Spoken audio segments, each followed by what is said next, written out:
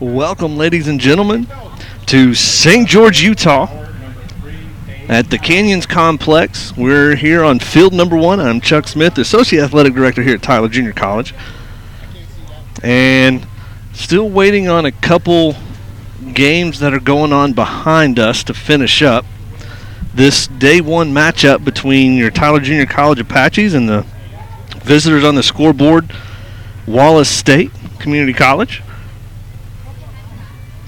I know we were able to share some things back and forth over with the Wallace State folks, so feel free to use that chat feature that's there in the YouTube. If you already have it full screen, you may just have to minimize it back down a little bit, and then you can let us know where you're listening from, who you're listening for.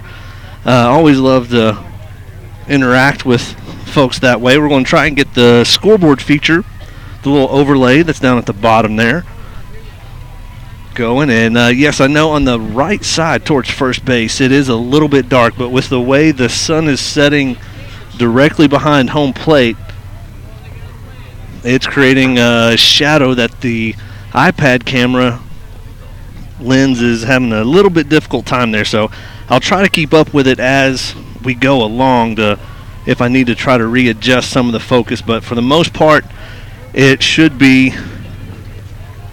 Though it might be a little bit dark at first until we can get either the lights on or anything of that nature. So a couple other games that have gone on so far today. Number 1 seed Florida Southwestern State defeated the 16 seed South Georgia State 5-1.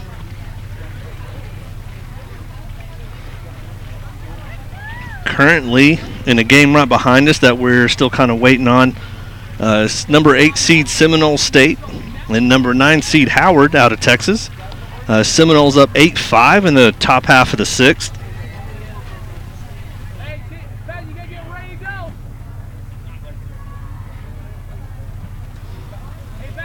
Another final from the 5 o'clock set is number 5 seed College of Southern Idaho, who played right here on this turf, or in this field. They defeated the 12 seed Three Rivers out of Missouri 8-0 final, and they had a run rule in 5. Then Butler, number 4 seed Butler out of Kansas, defeated number 13 seed Walters State out of Tennessee 9-1, also in 5. So on the 7:30 matchup here in the Mountain Time, 8:30 in the Central, you have number 3 seed Temple versus number 14 Lakeland out of Illinois. Of course, number 6 seed Tyler versus number 11 seed Wallace State. Then the other 2 games are 7 seed Eastern Arizona versus 10 seed Galveston, and number 2 seed Chipola versus number 15 seed Central Alabama. And the game behind us just closed out with Howard and Seminole State. Howard drops that one 8-5.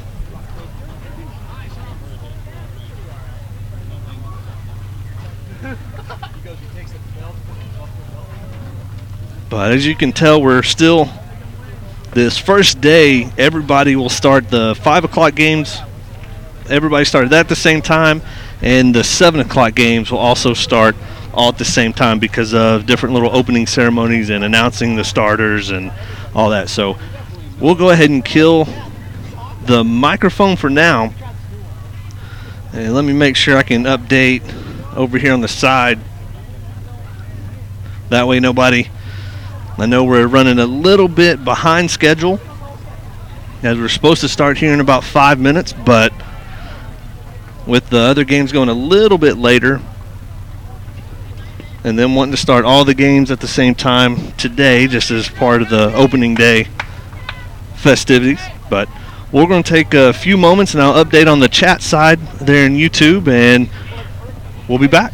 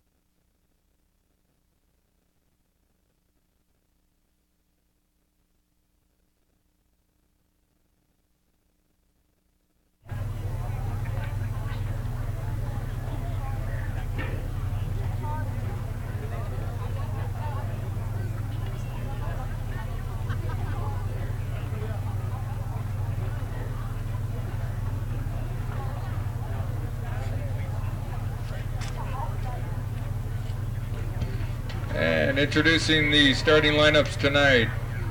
For Tyler, the home team, leading off, number 3, the center fielder, Brianna Pasinger.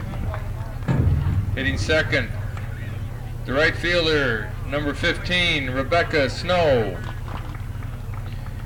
Hitting third, the first baseman, Mackenzie Goswick. Hitting fourth, number 12, the catcher, Shelby Court. Hitting fifth, the designated player, number 35, Courtney Heller. Hitting sixth, the shortstop, number 16, Jaden Lance. Hitting seventh, the third baseman, number 17, Casey Moore. Hitting eighth, second baseman, Mackenzie Heat. And hitting ninth, number 4, the left fielder, Kenny Ryan. Hitting pitcher is Abby Dart. And for Wallace State, leading off is number 11, the center fielder, Keely Bobbitt. Hitting second, number 20, the left fielder, Alicia Anderson. Hitting third, number 21, the second baseman, Carolyn Burns. Hitting fourth, the designated player, Megan Hill. Hitting fifth, number 19, the first baseman, Charlie West. Hitting sixth, the shortstop, number 6, Sydney Edwards. Hitting 7, number 23, the catcher, Katie Burton. Hitting 8, the third baseman, Tanner Robertson. And hitting 9, number 22, the right fielder, Sydney McKissick. And pitching tonight for Wallace State will be Megan Schweiderman.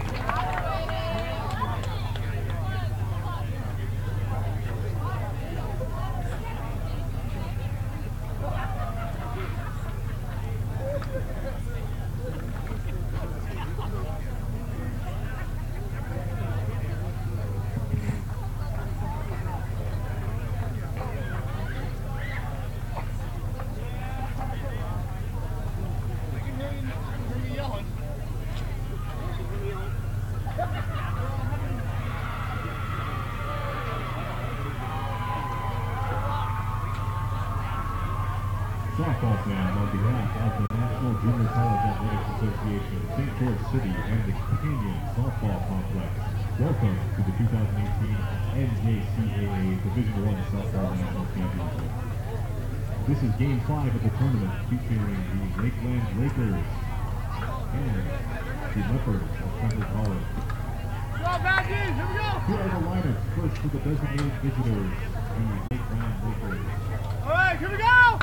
Leading off the Lakeland, center fielder, number 2, Haley Short. Hey!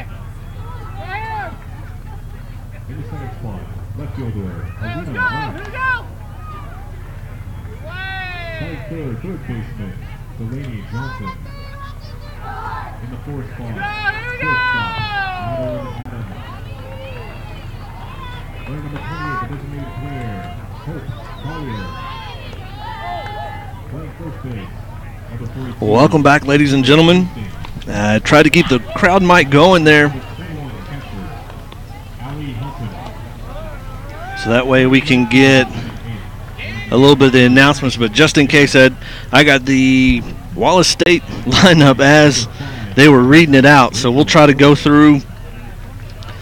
Batting for Wallace State in order is number 11, Keely Bobbitt, plays center field. Number 20, Lily Anderson in left field. Number 21, Caroline Burns at second base. Batting cleanup, number 1, Megan Hill, designated player. Number 19, Charlie West, batting fifth and at first base.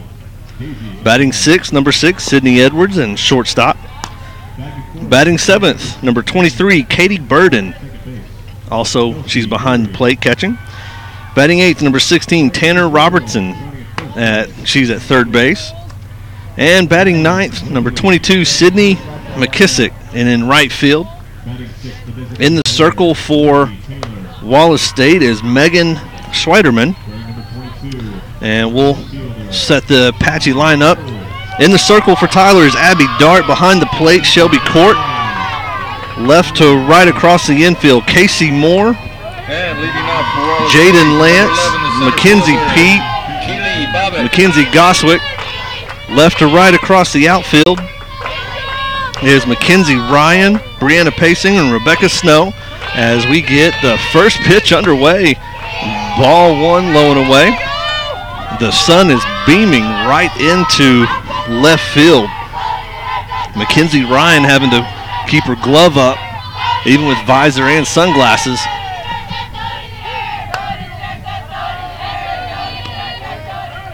As we aren't too far behind schedule, only about 5 minutes.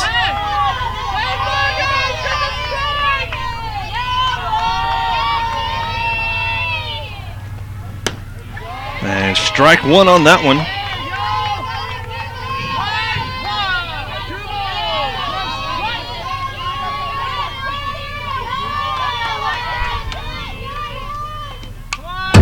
Fouls that one back for strike two.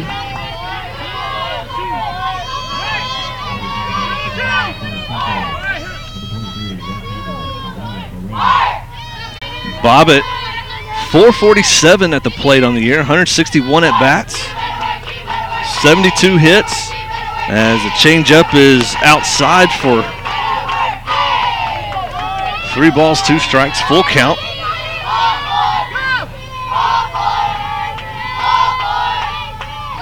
And that one's fouled out of play, outside the third base line, behind the dugouts. We are on field one here at the Canyons Complex.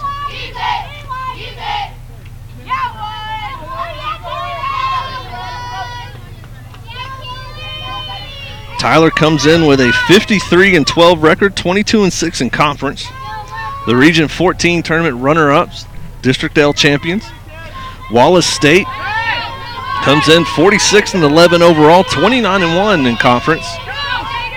And they are the District O out of Region 22 representative. And that one's going to be put into play. Ryan fields it on the one hop, so it'll be a single for Keely Bobbitt. So 1B7. Now hitting in the second position, number 20, Alicia Anderson. Brings up Alicia. It was a little bit different on the lineup I received. So Alicia Anderson. Anderson a 3.79 average, 145 at bats, 55 singles, or 55 hits, 6 doubles, 5 triples, and that's going to hit by pitch. So right off the bat, Bobbitt will advance to second. Alyssa Anderson will walk her way over to first with a hit by pitch.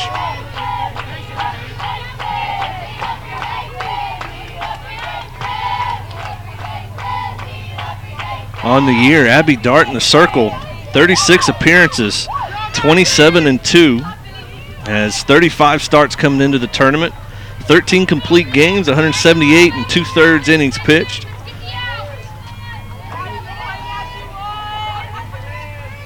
Now back to Wallace State.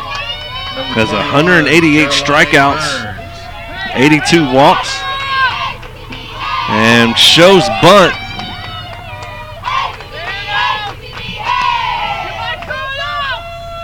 Pulls back, I'm guessing in time for ball one.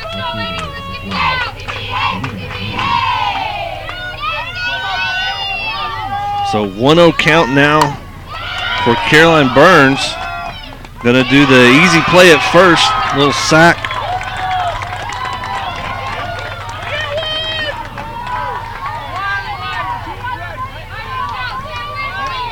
Little sacrifice by Burns, moves Bobbitt to third. Anderson over to second, brings up the designated player Megan Hill.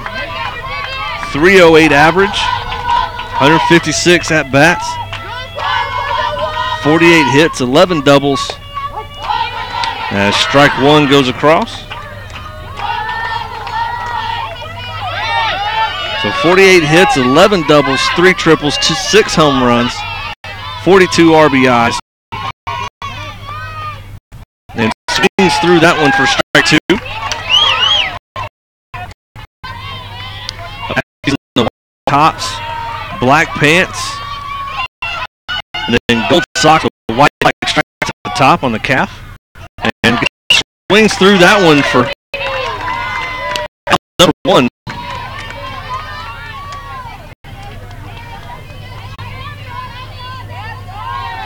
Brings up the 5-hole, Charlie West. Now hitting for the Lions, number 19, Charlie West. Charlie West, a .313 average. As looks at ball 1 high.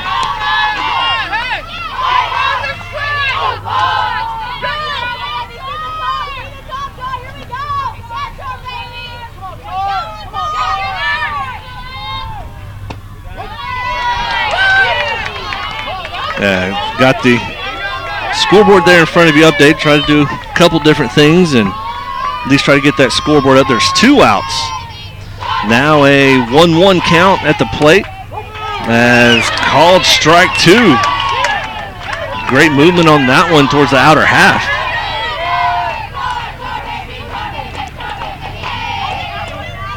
Abby Dart battling back through this one. Leadoff Bobbitt got a single, sits on third as that one hops in a little low for a changeup. So 2-2 count.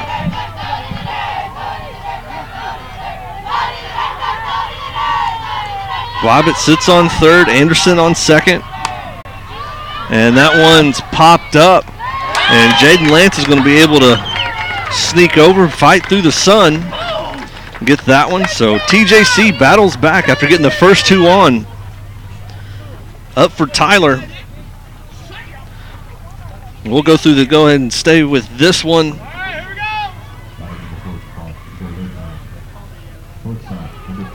We'll go ahead and set, if I can make sure and get everything updated there. First inning, there were no runs on 1 hit. As we enter to the bottom half of the first inning. So batting order for Tyler, the traditional batting order. Paysinger, Snow, Goswick, Shelby Court, Courtney Heller, Jaden Lance, Casey Moore, Mackenzie Pete, Mackenzie Ryan. In the circle for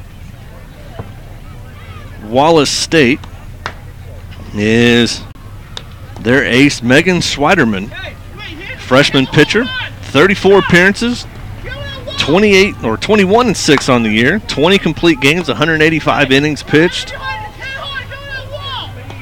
giving up 141 hits, 67 runs, 52 of those earned, 45 walks, 164 Ks. Has given up 13 home runs with an ERA of 1.97.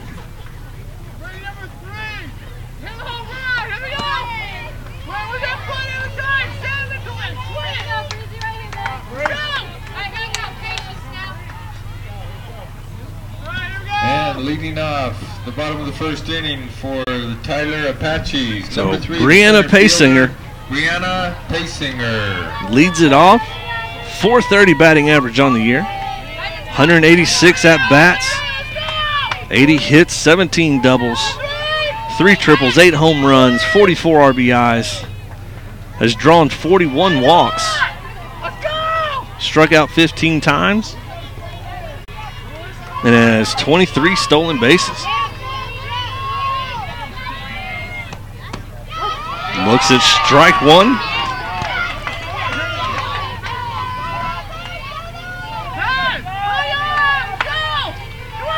And with doing some of the updates here on the bottom, I'll get to the YouTube chat stuff once we get into the end of the inning. As ball 1 low and away. And we'll check in on that. Love to hear or love to know where you're watching from and who you're rooting for. I know we got the information out to the Wallace State fans as well. And I know the field may look a little bit dark. We're trying to find the right balance there.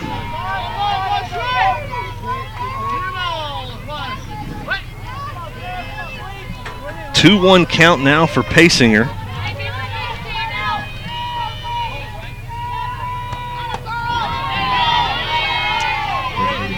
As ball 3 on the outside. As trying to light it up. The way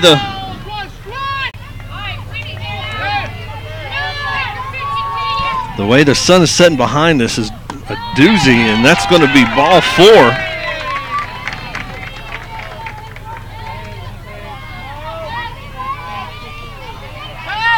So we're trying to get the lens portion, just with that sun drawing down right behind us. 15, the right fielder Rebecca Snow. Hopefully I'll be a little more descriptive on this. So brings up Rebecca Snow at the plate.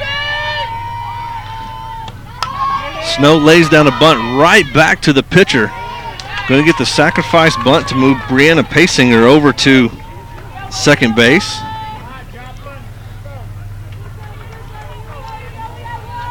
So Paysinger now in scoring position at second base. Brings up to the plate the 3-hole Mackenzie Goswick. 457 average on the year. 223 at-bats. 102 hits. 28 doubles, no triples, but 8 home runs, 63 RBIs.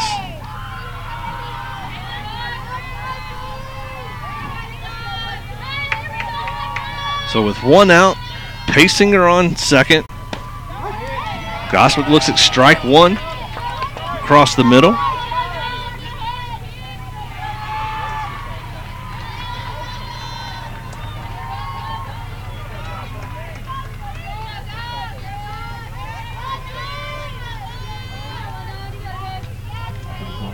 Oh, 0-1 pitch now coming from Schweiderman. It's going to be ball 1.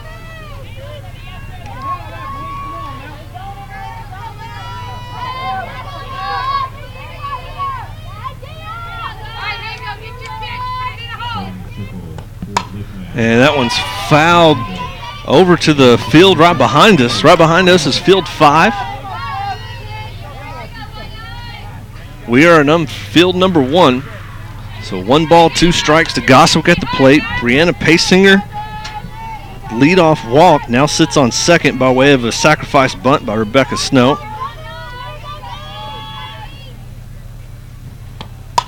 And that one's fouled back, same direction, a little bit higher. Reset for another 1-2 count.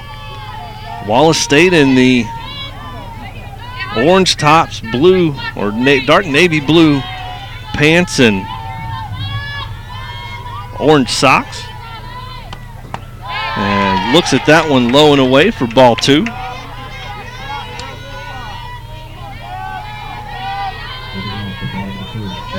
Hopefully that sun will get behind some of the trees so we can level out some of the brightness on the lens in front of you there. Apologize on that. That's ball 3, low and away.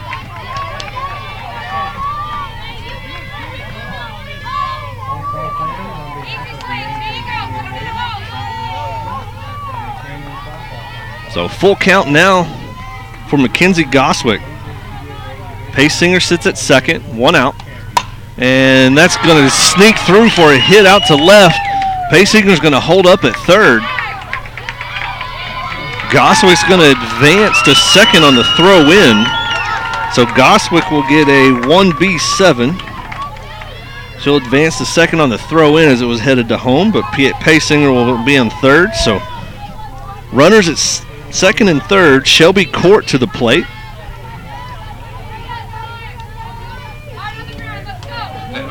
Still 1 out. Number 12, Shelby Court. Court with a .403 batting average, 201 plate appearances, 81 hits, 20 doubles, 1 triple, 11 home runs. Looks at ball 1 on the inside.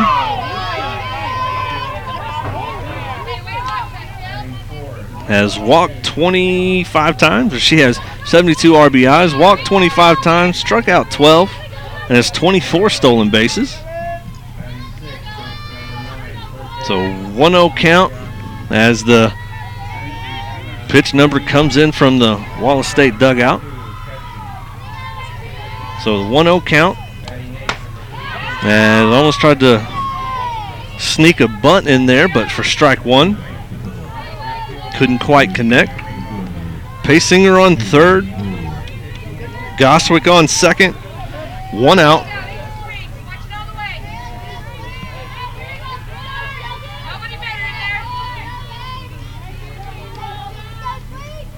The 1-1 pitch is low for ball 2.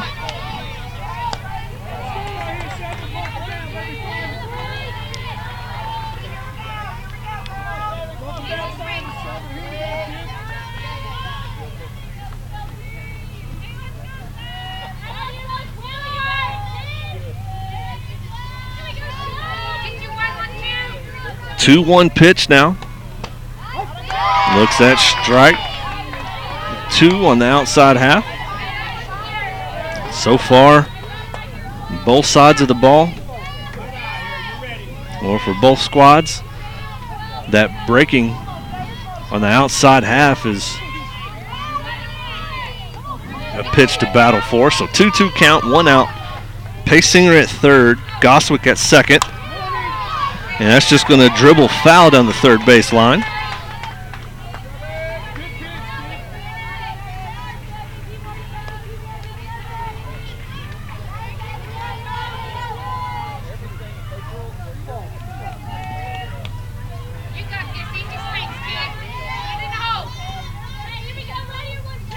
Two count.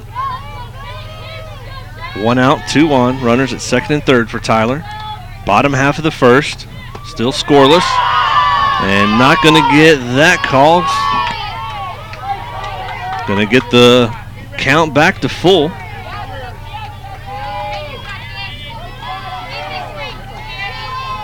So far, the Apache hitters patient at the plate. So full count. Gonna dribble 1 hop. Gonna be an E6 as it dribbled 1 hop and couldn't field it. But Paysinger's going to score, so TJC will get on the board first.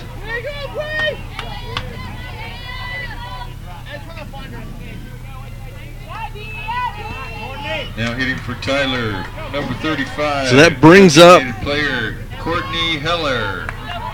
Goswick stayed at second while shortstop Sydney Edwards bobbled that one for Wallace. Brings up Courtney Heller. Heller a .390 average. Looks at strike 1. 159 at bats. 62 hits, 12 doubles, no triples, 11 home runs. Her and Shelby Court tie as leaders on this Apache squad. 55 RBIs. Has drawn 31 walks, 25 Ks. And that one's deep center. Deep, wind's gonna blow. It's gonna 1 hop at the fence, still being bobbled. 1 run will score. Goswick will score from second. Court will hold up at first. Court will hold up at third. And Heller will end up with a double as that ball got up and the wind is blowing a touch towards the right field foul pole. So Courtney Heller with a 2B8.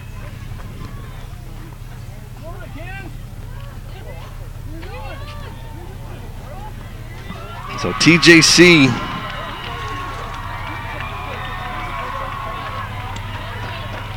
will go up 2-0 as a timeout on the field. So TJC here in the bottom half of the first gets Paysinger across and Goswick across.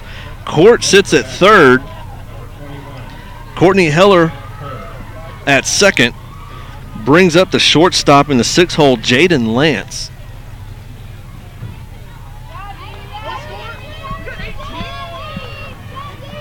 Lance, a .402 average as the Apaches break the huddle down the third base line.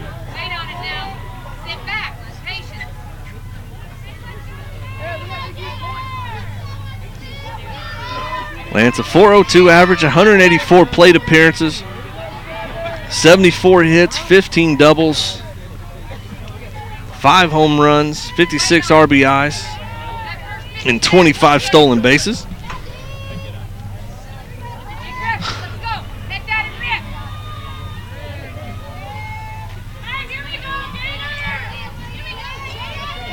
So 1 out, runners at second and third for Tyler here in the bottom half as that one's fouled back.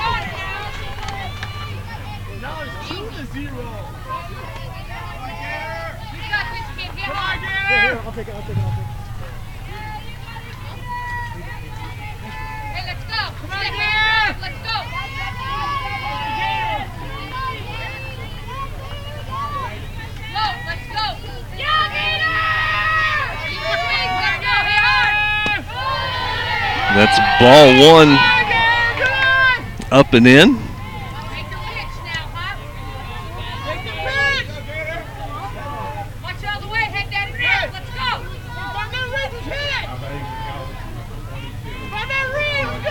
So 1-1 pitch now coming from Schwederman, and that's fouled off the first baseline. Fouls that inside pitch off.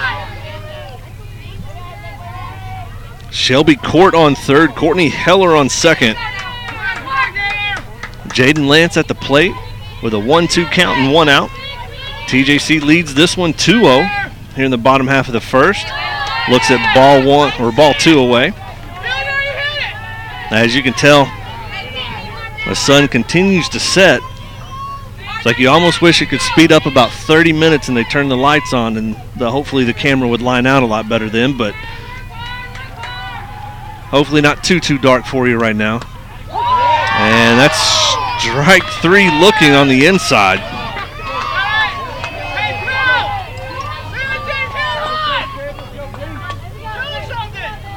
That brings up 7-hole third baseman Casey Moore. Moore, a .310 average, 174 appearances at the plate. 54 hits, and that one's fouled down the third baseline. 8 doubles, 1 triple, no home runs, 35 RBIs, and walked 15 times and struck out 15 times, so about even.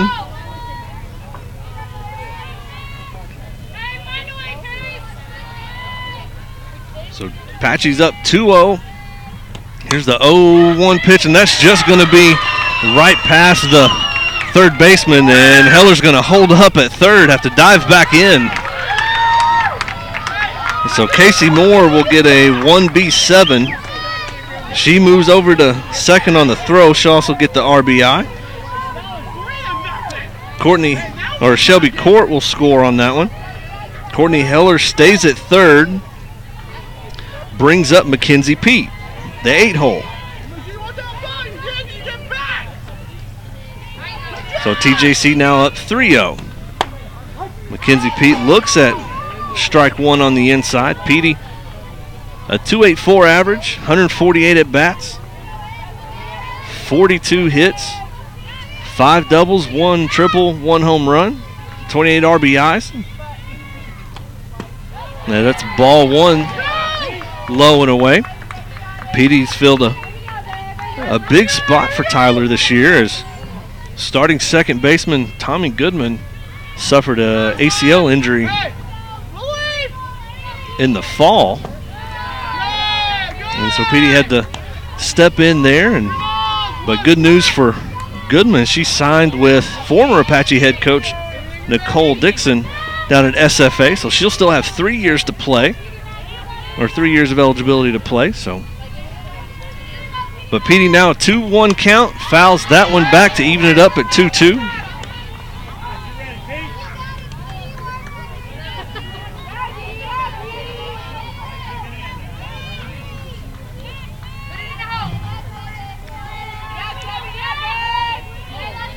Here, still in the bottom half of the first, TJC up 3-0. 8th batter to the plate, 2-2 count, runners at second and third. And that one smoked down the left field line, just barely fouling over the fence. has got a hold of that one. Courtney Heller will reset at third. Casey Moore will get back to second.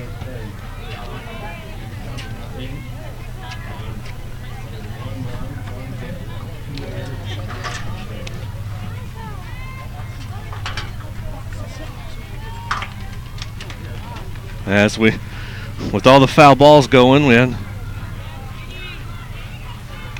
wait for another one to get returned. So Pete will reset for a 2-2 count. 2 outs, 2 on for Tyler in the bottom half of the first.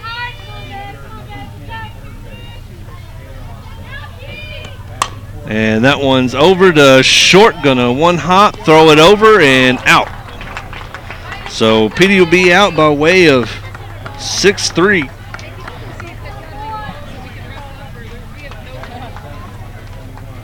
As TJC brings or gets 3 runs on 3 hits, 1 error, and 2 left on the bottom half of the first. So TJC leading this one on 3 hits.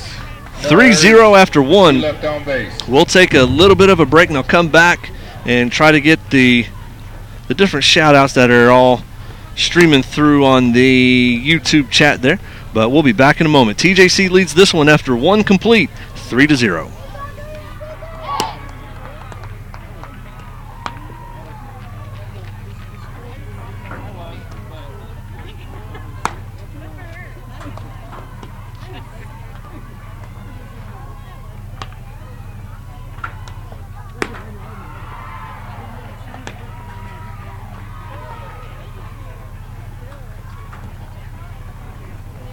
Up for Wallace State here in the top half of the second is 6, 7, 8. Sydney Edwards, Katie Burden, and Tanner Robertson checking in so far.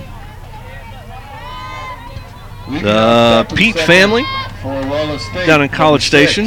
Sydney Edwards.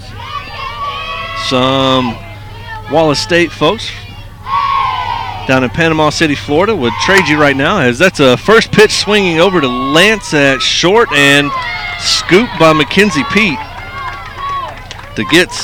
or Mackenzie Goswick to get that out. So out by way of 6-3, brings up 7-hole Katie Burden.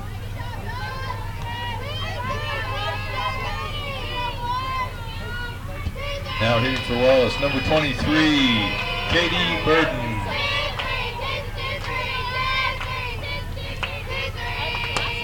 As strike 1.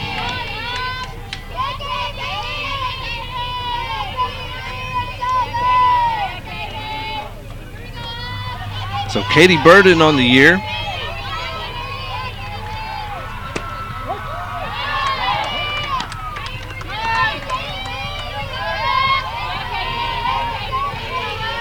Katie Burden. I looked at the defensive stats. We'll get the offensive here in a second. As ball 1 on the outside, up and away. Likes the low and away on the outside half, but not the up and away. So Katie Burden, a 2.37. And that one misses up and in for ball 2. Burden 76 at-bats. 18 hits, 3 doubles, 4 home runs, 9 RBIs. As that one is going to be a hit into left. Mackenzie Ryan fields that one and gets it in. So Katie Burden, a 1B7.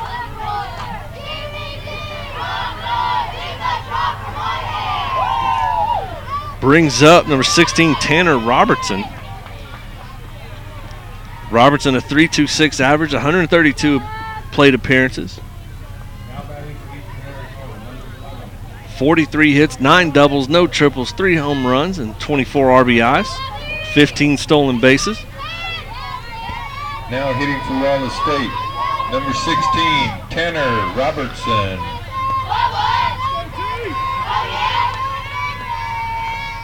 Casey Parker family watching in from Pittsburgh, Texas. That one's ball 1 on the outside.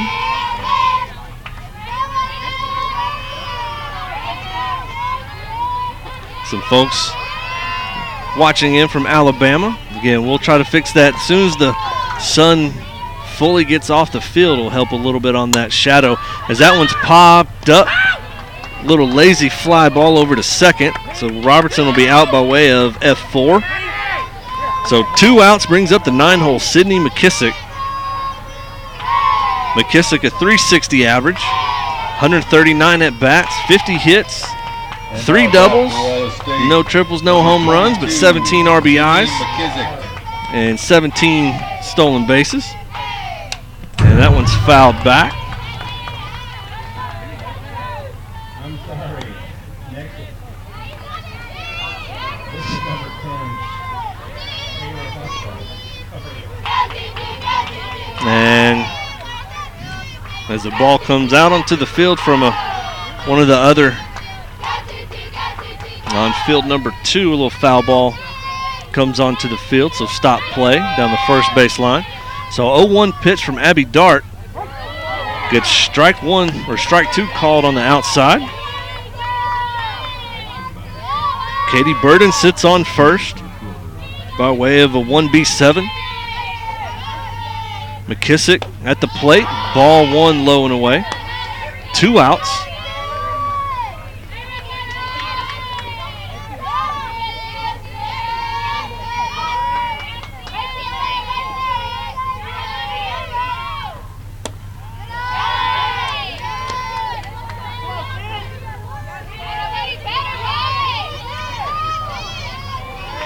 Ball 2 called. Also the Courtney Heller fans, that one's just going to be a little lazy line drive over to third for out number 3.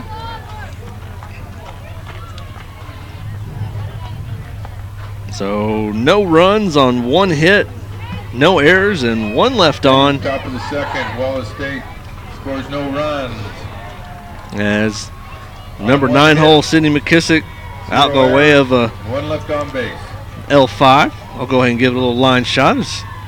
Didn't quite catch enough air. So we'll reset after 1.5. TJC leads this one 3-0. Up for Tyler in the bottom half of the second. 9-1-2 Mackenzie Ryan, Brianna Paysinger, and Rebecca Snow. We'll be back in a moment.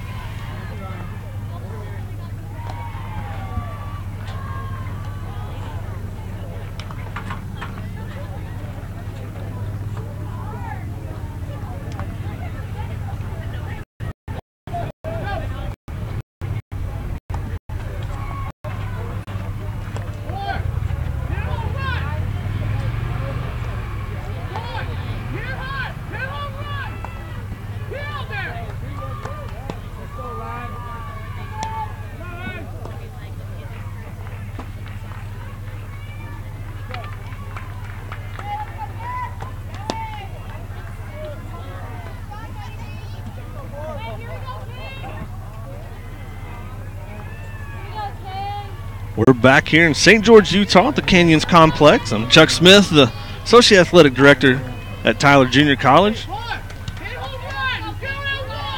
Able to come up here, be fortunate enough to come up here and travel with the team. And leading off the bottom of the second inning for the Apaches, number 4, Mackenzie and being able to broadcast these games to you until the NJCAA TV kicks in.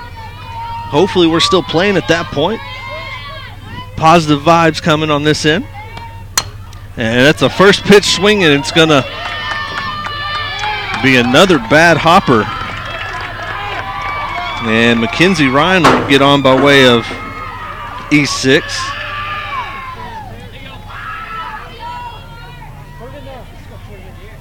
So Mackenzie Ryan will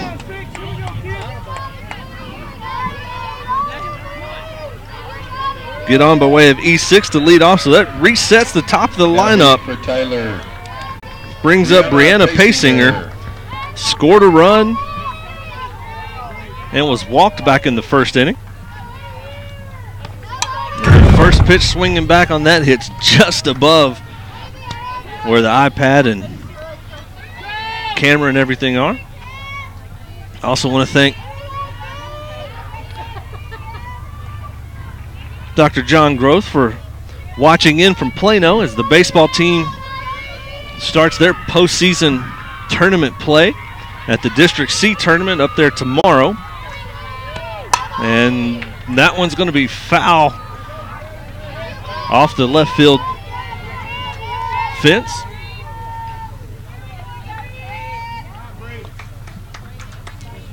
But Dr. Groth will be bringing you the baseball broadcast while I'm up here. He's been, for those Apache fans that followed all year, he's covered most of the games for softball here, but one of the joys of being at Tyler, having successful programs, and that one's going to be, it's going to be a great diving catch by left fielder Alicia Anderson. So Mackenzie Ryan stays at first, pacing her out on a L7. Brings up Rebecca Snow. Back in the first inning, she was out by way of a 1-3 sacrifice bunt. As she looks at strike one on the outside half.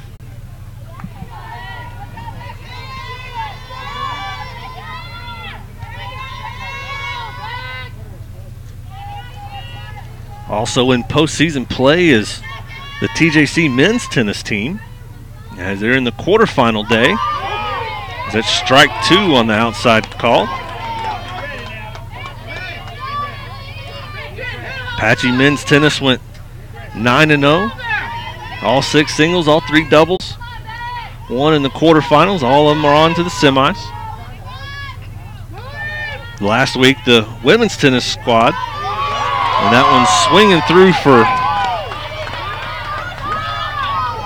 strike 3 on Rebecca Snow. Brings up Mackenzie Goswick.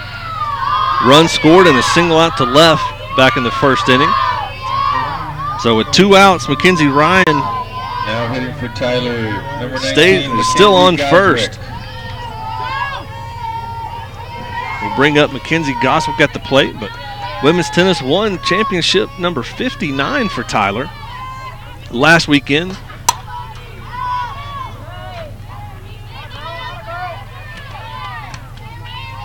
Also in tournament play right now is women's golf out in Mesa, Arizona. More closer to we are than we are to Tyler. So 0-1 count now for Goss, and that one's popped up. Almost getting to that one was left fielder Alicia Anderson, but just couldn't quite get to it before it got to the fence. So 0-2 count for Goswick at the plate. 2 outs. Mackenzie Ryan sits on first.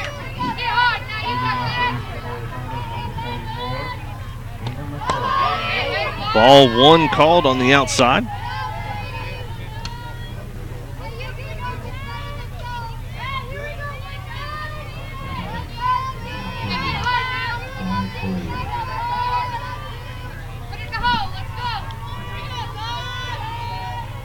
Hopefully pitcher a little bit better as that sun goes to set. And Goswick gets strike 3 swinging on that one.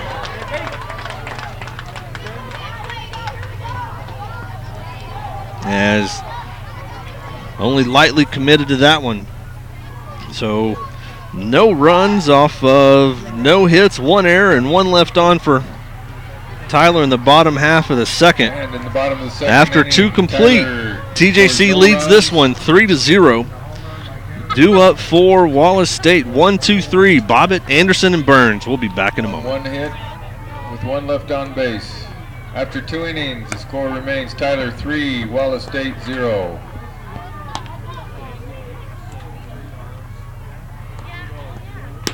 Next at bat is number 1, Tyler Kennedy.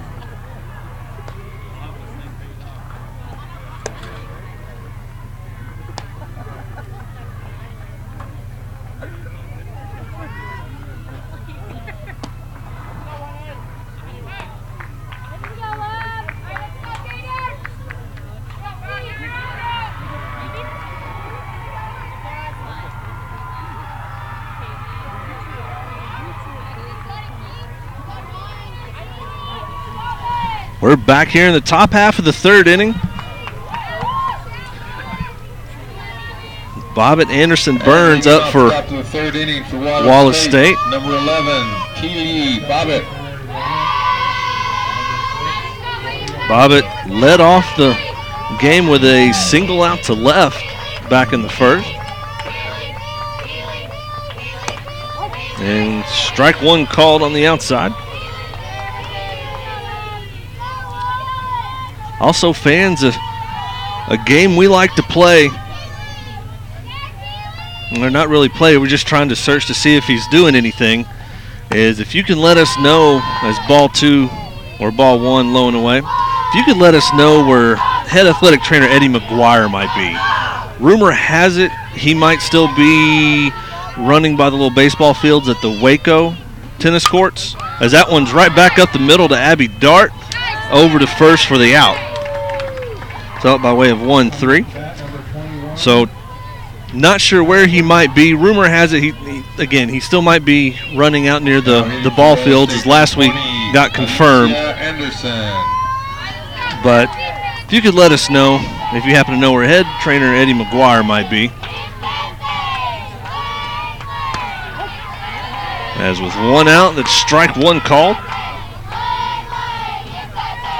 Melissa Anderson made that diving catch.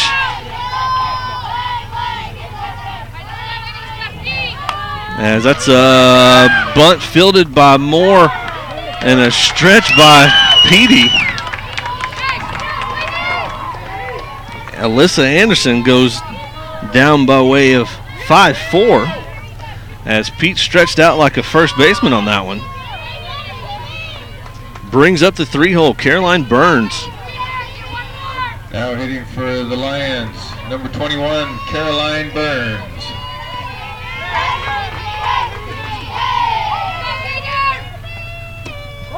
And strike one called.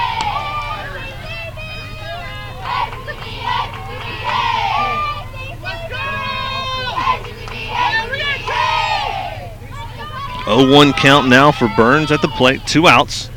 As that one's going to make it about 4 feet in front of the plate for a changeup.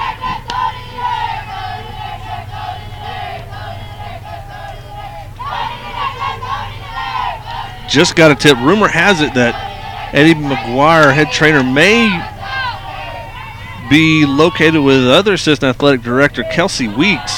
So if you find both of them, let us know. Sometimes you can't trust those guys.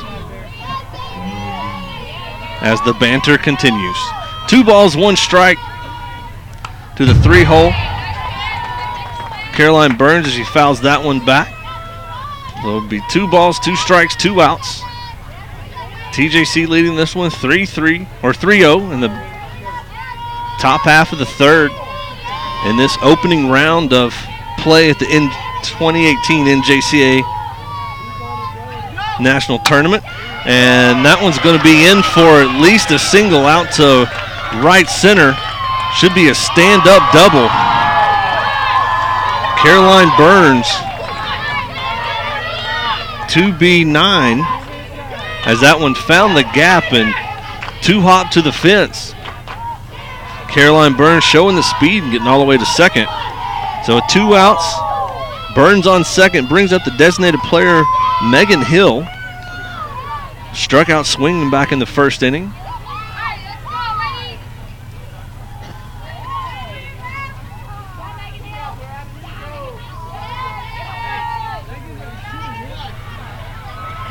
Update on a couple other scores going on right now. Temple is currently leading 2-1, bottom half of the second inning over Lakeland. Now hitting for Wallace State, number 1, Megan Eastern Arizona and Hill. Galveston's not updating on my little live stat sheet, but we'll get that one as ball 1 sails high. And Chipola is up 9-0 over Central Alabama, bottom half of the second.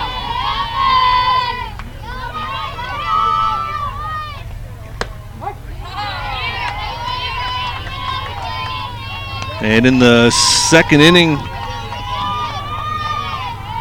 bottom half of the second inning, Galveston and Eastern Arizona are knotted at ones. So 1-1 count here.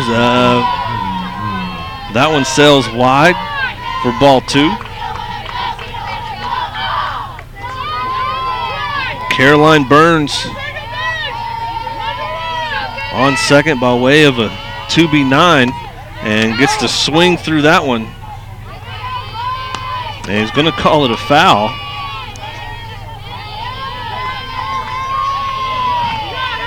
So 2-2 count, 2 outs. Burns on second for Wallace State and going to ring her up on the outside half for out number 3. Dart's second K on the day. So that'll be no runs on 1 hit, no errors, and 1 left on for Wallace State in the top half of the third. We'll go to the bottom half. TJC leads this one 3-0. Up for Tyler's 4, 5, 6. Shelby Court, Courtney Heller, and Jaden Lance. We'll be back in a moment.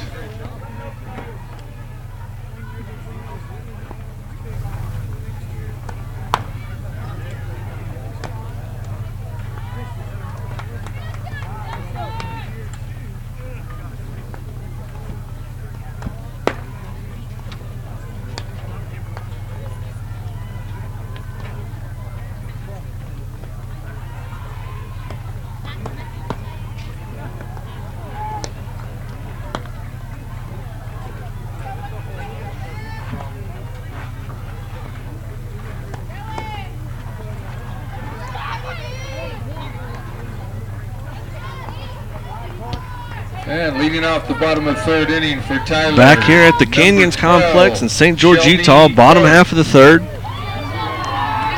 TJC leading this one 3-0 in this opening round matchup. 6 seed Tyler, number 11 seed Wallace State out of Alabama.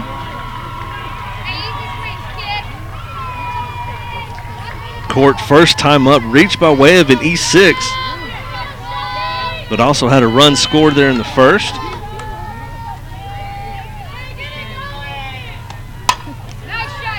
And that one's right back to short, going to be out by way of 6-3. Sydney Edwards fielded that one clean and popped a good throw over. Brings up Courtney Heller. Now hitting for Tyler, number 35. Sent a one hopper to the wall and center. Had a double back in the first inning.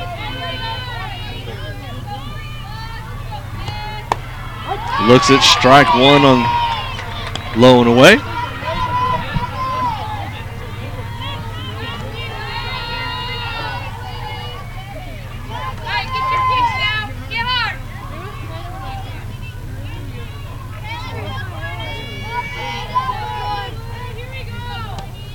And that one's deep center once again, just over the head of Bobbitt, and Courtney's going to have another stand-up double.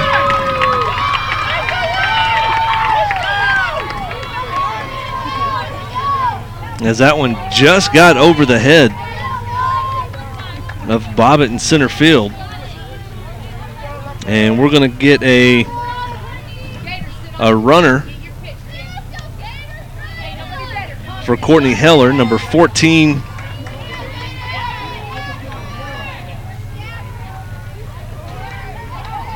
Lexi Hager.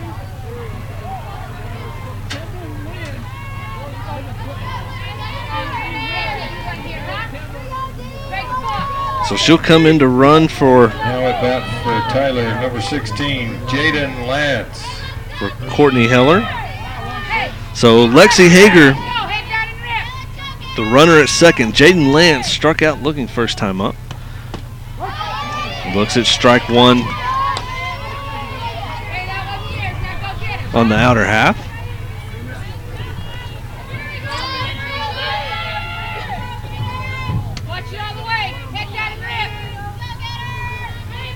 0-1 pitch. Ball one up and in. 1 out for Tyler. 1-1 count for Lance at the plate. Lexi Hager in at second.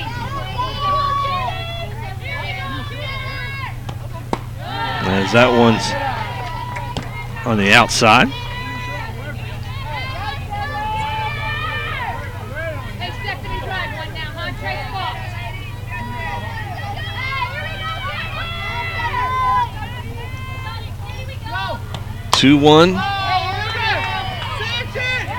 Two-one pitch was a little choke fouled over towards the first base dugout. So 2-2 count now.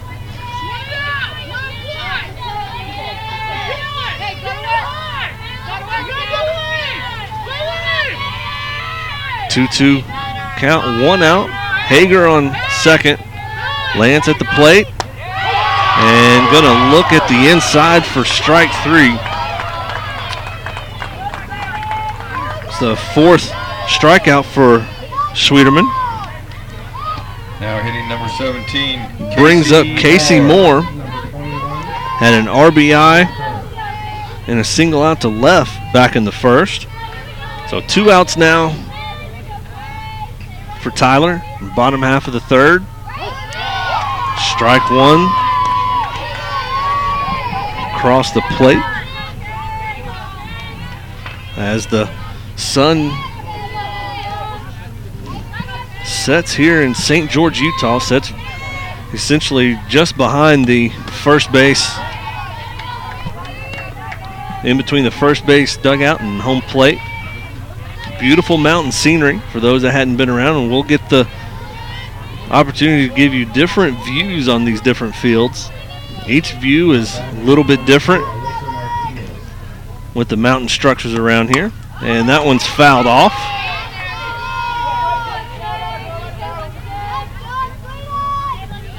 Down the third base line. So 1-2 count, 2 outs for Casey Moore.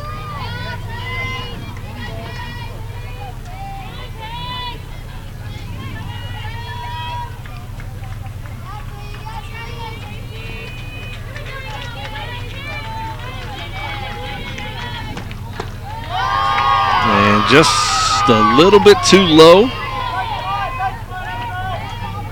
So 2-2 count, 2 outs. Lexi Hager sits on second. Casey Moore at the plate and fouls that one back out of play.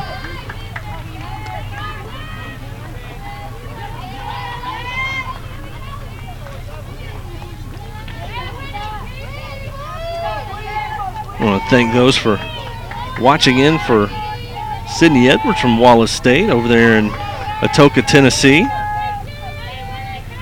as well as Casey and Caitlin's grandparents. As that ball gets away in the dirt, and Hager will advance to third.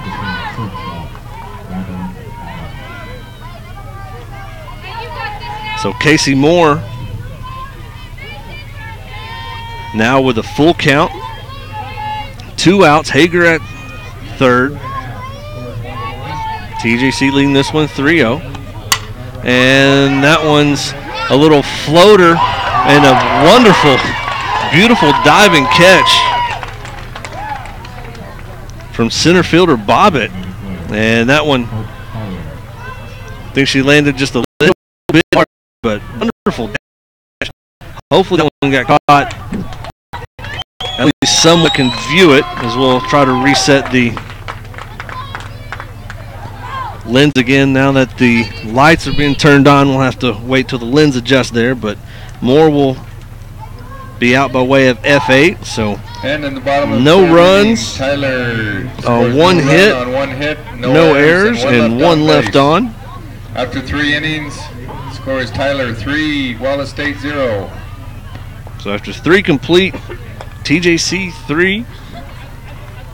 All 3 runs scored in the bottom half of the first. And Wallace State 0. Due up for Wallace in the top half of the fourth, 5, 6, 7. Charlie West, Sydney Edwards, and Katie Burden. We'll be back in a moment.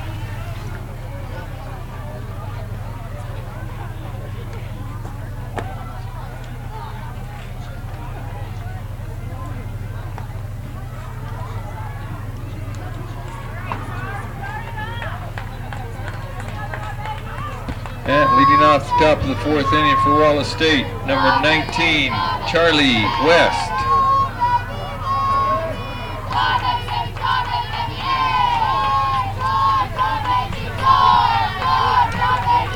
Charlie West leading things off here in the top half of the fourth. Looks at ball one low.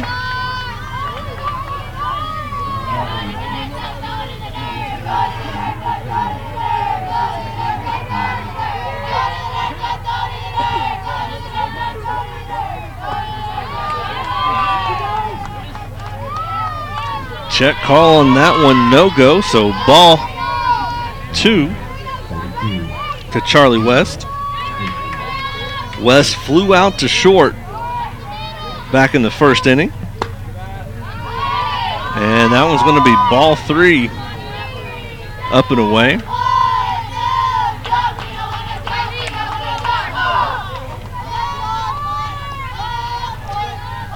.30 count. As that's strike one right down Broadway.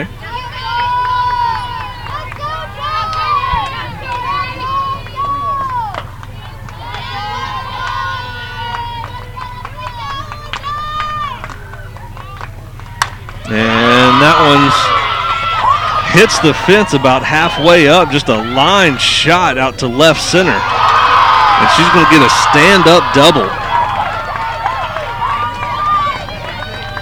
2B7, as that was just a line shot. About halfway up that fence. And left center just pelted it. Now at bat for Wallace State, number 6, Sydney Edwards. Brings up Sydney Edwards, the shortstop. Back in the second inning, grounded out to short. And strike one called.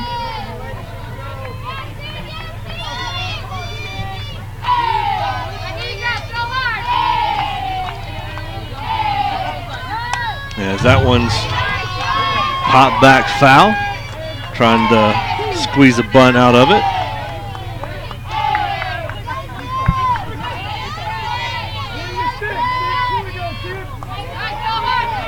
So 0-2 count, and that one's popped up, going to get just out of play. Hits the top of the Apache dugout down the third base line. So we'll reset an 0-2 count.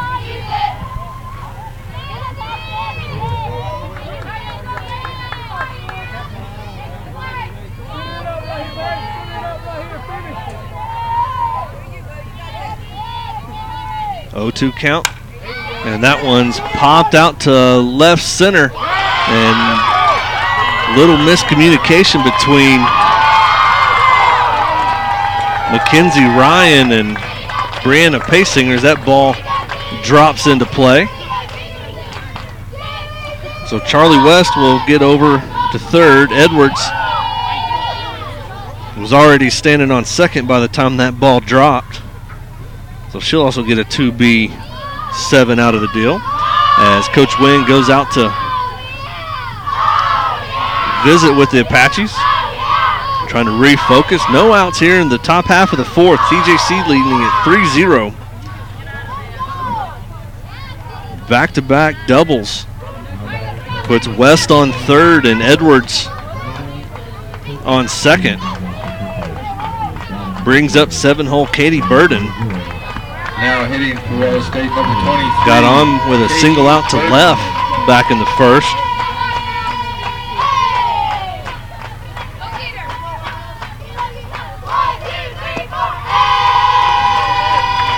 That's ball one.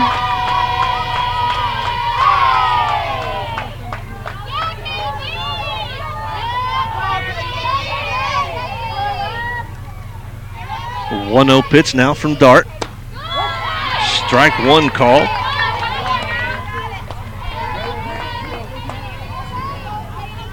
Dart battled back in the first inning after getting the first two batters at second and third.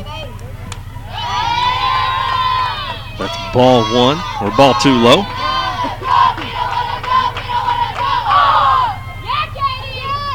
As another ball comes into play from field number two, but got that out of the way. 2-1 count for Burden at the plate. West on third, Edwards on second. And ball on the inside, ball three, so 3-1 count. Now for Burden.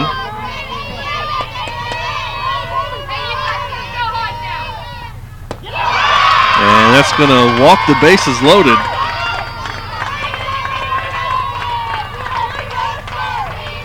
And we'll have a timeout and a pitching change. Coming in to pitch for Tyler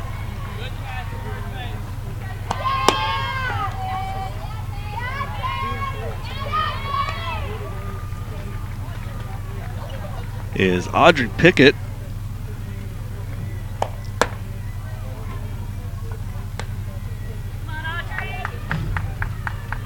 Mark my notes down here. So Pickett on the year, 33 appearances, 18 starts. She's 15-5 as a record. 1 save, 7 complete games, 118 innings pitched. Given up 116 hits, 60 runs, 38 of those run, 15 walks, and has struck out 97. And here in the top averages of the 4th inning, we have a 5 3/4 strikeouts per 7, number 20, and an ERA of 2.25. Pickett. So Pickett inherits the bases loaded here in the top half of the 4th with Tanner Robertson at the plate.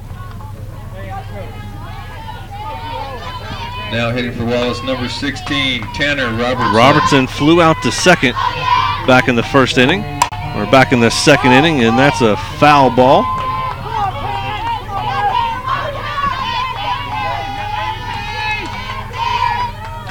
Infield playing short. Corners are in.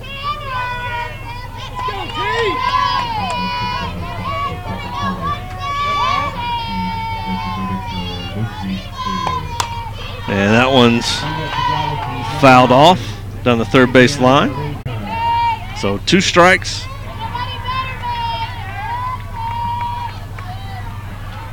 To Tanner Robertson. No outs, bases are loaded here in the top half of the 4th. And that one's going to miss on the outside for ball 1.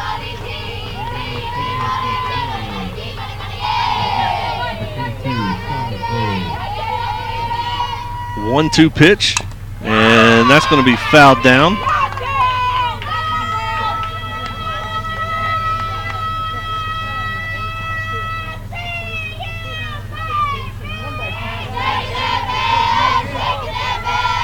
One-two count for Robertson. Fouls that one right off the fence in front of the dugout for the Apaches. As Shelby Court takes a moment to chat with Audrey.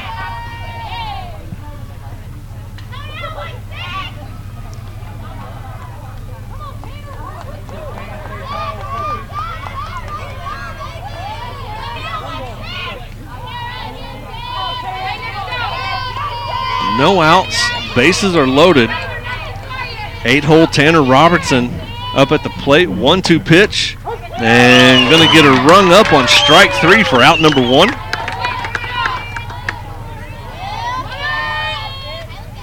Brings up the 9-hole Sydney McKissick. Now hitting for Wallace, McKissick number 22, lined out the Sydney third. McKissick.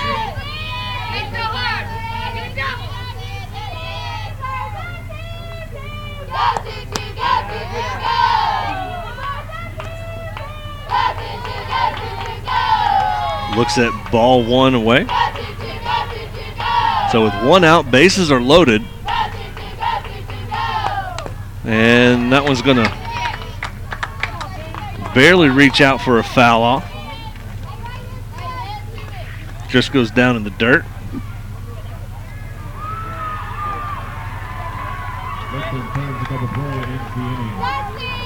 West on third, Edwards on second, Burden on first. McKissick at the plate now with a 1-1 count, one out.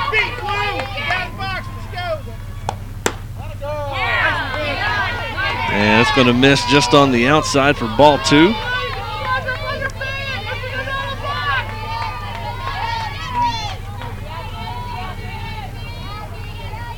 Two 2-1 pitch from Pickett, and that's going to be fouled over towards the Apache dugout.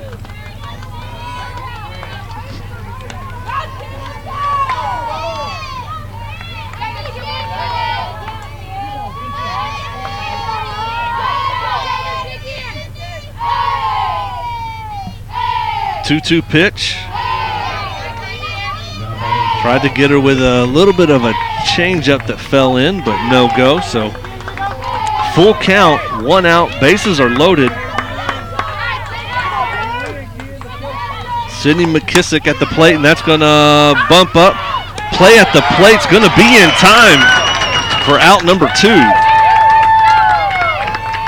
So Charlie West will be out by way of 4-2. McKissick will be on by way of fielder's choice. Edwards will move to third, Burden to second. So bases are still loaded. Back to the top of the order. Keely Bobbitt was stranded after a leadoff single to left back in the first inning. And in the third, she grounded out to pitcher at the time, Abby Dart. So 0-1 pitch, going to be called strike 2.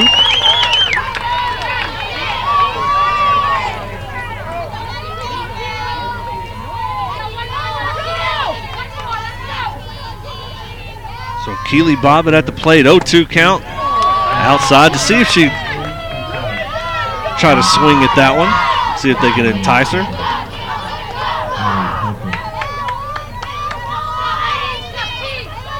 One-two pitch now from Pickett. Gonna ground over the third. Easy play, and TJC gets out of it. Bobbitt goes down by way of 5-3. Cleanly fielded by Moore, and a good throw over to Goswick. So after the first 3 got on with back-to-back doubles and then a walk. Runs on 2 hits, no With errors, the bases loaded, there was a and 3 pitching left change. on base. And Audrey Pickett came in, got the 8-hole Robertson strikeout looking. And then McKissick had a fielder's choice, but a nice force play at the plate that got West out, and Bobbitt ground out by way of 5-3. So TJC gets out of that one with just giving, let's see, no runs on 2 hits, no errors, and 3 left on. So we'll head to the bottom half of the fourth. 8-9-1. Mackenzie Pete, Mackenzie Ryan, Brianna Paysinger. TJC leading this one 3-0. And the quick thing about softball is if you try to do a little bit of a wrap up, and by the time you do that and think you're about to take a break, no. But that's the joy of it. Quick. So we will head to the Leading off the bottom of the 4th inning, number 8, Mackenzie Pete. bottom half of the 4th. 8-9-1. Mackenzie Pete, Mackenzie Ryan, and Brianna Paysinger to the plate. Pete grounded to short first time up, and that's first pitch swinging. A little trouble, but sprinting in is center fielder Bobbitt. So Pete out by way of technically an F8, but just behind shortstop Edwards. Now at bat for So Tyler, brings up 9-hole number Mackenzie 4, Ryan. Mackenzie Ryan. Got on by way of an E6 back in the second inning.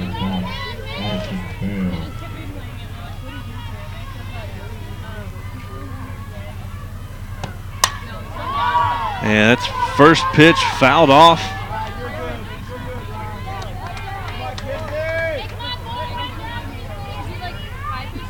We'll be able to try to get the lens adjusted again with the now that the sun is completely behind the mountain ridge behind us. So 0-1 count. Fouls that one off for strike 2.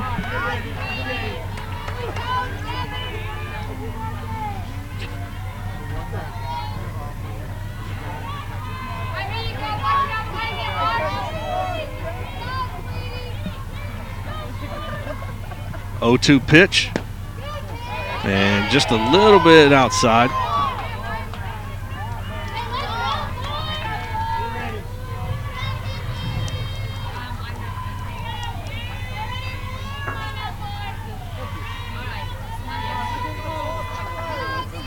One-two count now for Mackenzie Ryan at the plate. 1 out. And that one's out to left. It's going to be at least 1. Good job that time by left fielder Alicia Anderson. Got on the hop quick as that ball was headed to the corner. But Mackenzie Ryan gets on by way of a 1B7. So we'll go back to the top of the lineup. Brianna Pasinger. Brianna Pasinger. A walk and a run scored back in the first, and a line out to left in the second. So with 1 out, Mackenzie Ryan on first. Pasinger has the opportunity at the plate. And that's looked at for strike 1.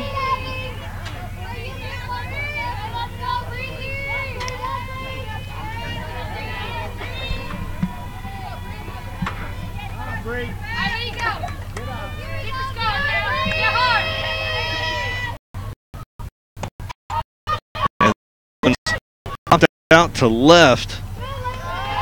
Easy gonna get to it is Anderson. So Pasinger out by way of F7.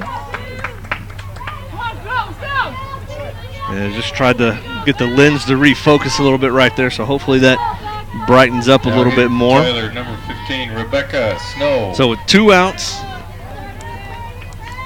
Mackenzie Ryan on first by way of a 1B7. Looks at ball 1. Rebecca Snow had a sacrifice bunt back in the first and strikeout swinging in the second.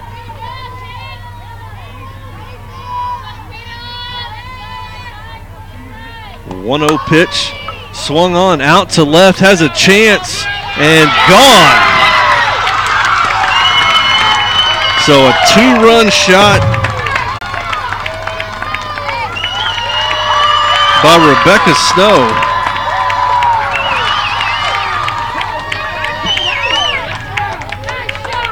Extends the Apache lead to 5-0 here in the bottom half of the 4th.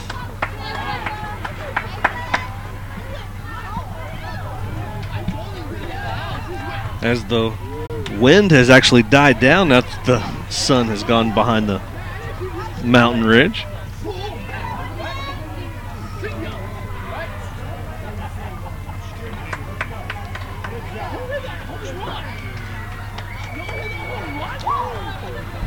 So we'll waiting to see what they're going to do. They're going to do a pitching change. Wallace State is.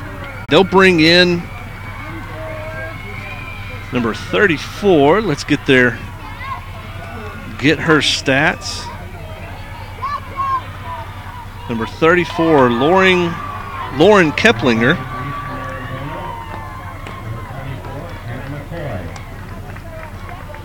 It's gone, a 2-run bomb for Haley Short.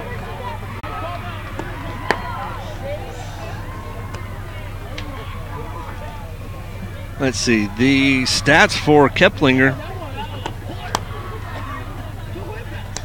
Freshman on staff there for Wallace State. Has had 27 appearances, 18 starts, 17-2 as a record on the year. 12 complete games, 128 and 2/3 innings pitched, giving up 147 hits, 62 runs, 50 of those earned, 27 walks, and struck out 79 with an ERA of 2.72. Brings up the 3-hole Mackenzie Goswick. Had a single out to left and a run scored back in the first, struck out swinging in the second. So with no one on, 2 outs. Goswick now with a 1-0 count. And that one's going to be hit out to center. So Goswick will continue the inning with a 1B8.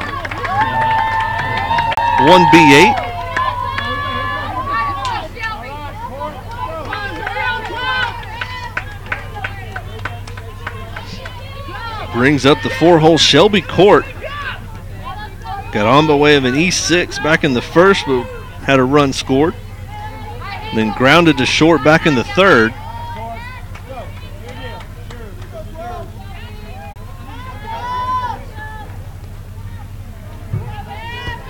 Now hitting for Tyler, number 12, Shelby Court. Temperature right at game time was right around 90-91 as Court looks at ball 1 low. And used to a 90-degree humid heat back home. Up here, 90, it still felt pretty good, had that nice breeze rolling through. Once the sun now has gone down, that's ball 2 on the inside. Sun has gone down and currently showing 83. And shows southwest winds at 16, but we must be in one of the canyons that's not getting really affected by this. Ball 3 on inside.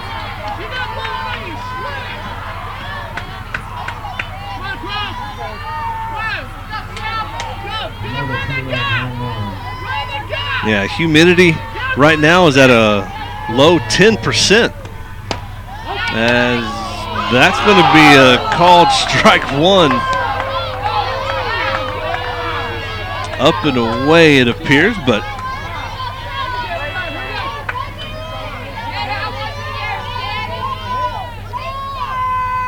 so 3-1 count now to Court.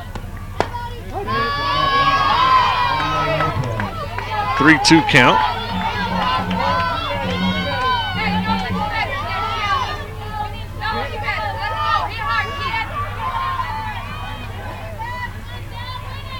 Full count, and that's going to foul off. No. Yeah, foul off.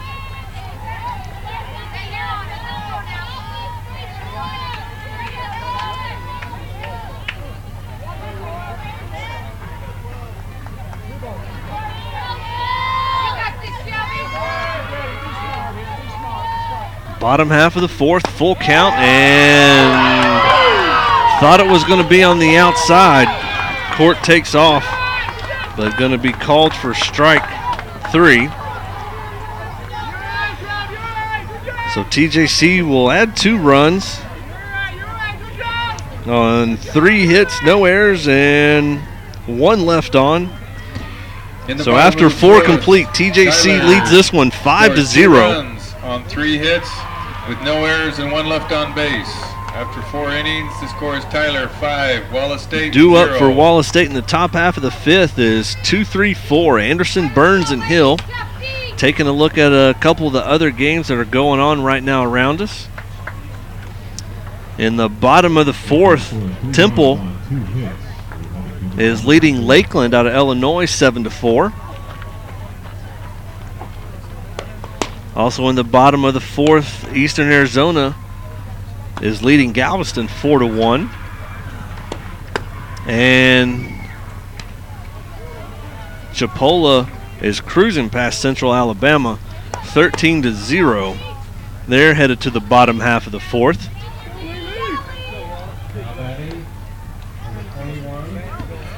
And leading off the top of the 5th inning for Wallace State, number 20, Alicia Anderson.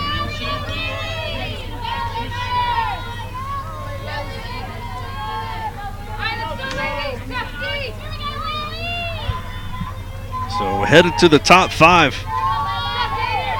Alicia Anderson got on by way of hit by pitch as looks at strike 1.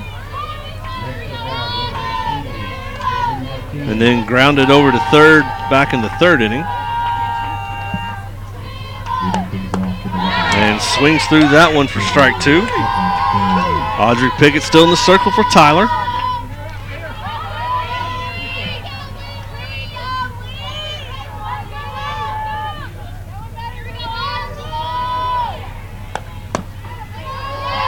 As that's going to be ball low and away.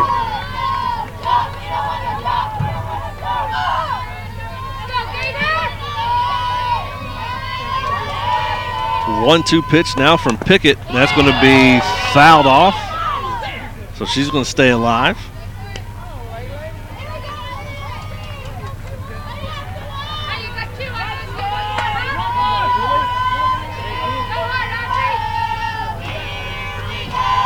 So 1-2 pitch from Pickett, and tried to get her to chase with the little change up.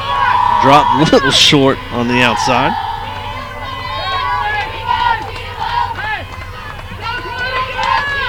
2-2 count, no outs.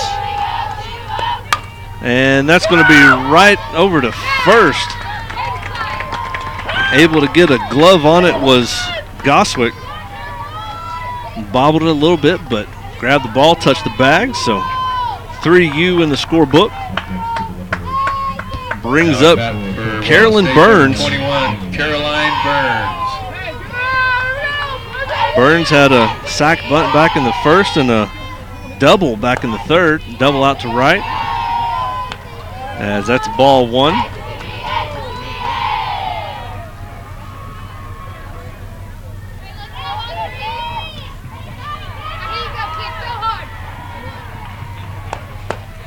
And it's going to be strike 1 called on the outer half.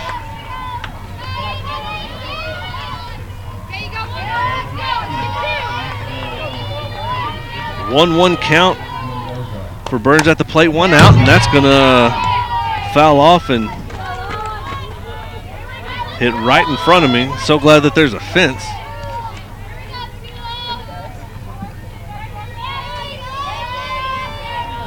Glad to see some more folks checking in for Wallace State and for Tyler. And that one's a little chopper going to just bounce right back up. Shelby Court's going to be able to grab it and out by way of 2-3. Brings up the 4-hole Megan Hill, the designated player. Struck out twice, 1 swinging, 1 looking in 1st and 3rd.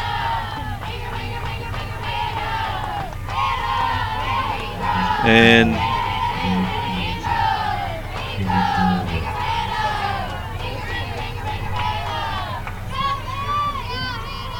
actually going to have another hitter for Megan Hill, number 30.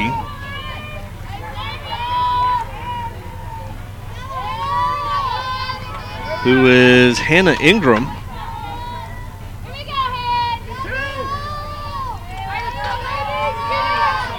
So Ingram will hit for Megan Hill. Looks at strike 1.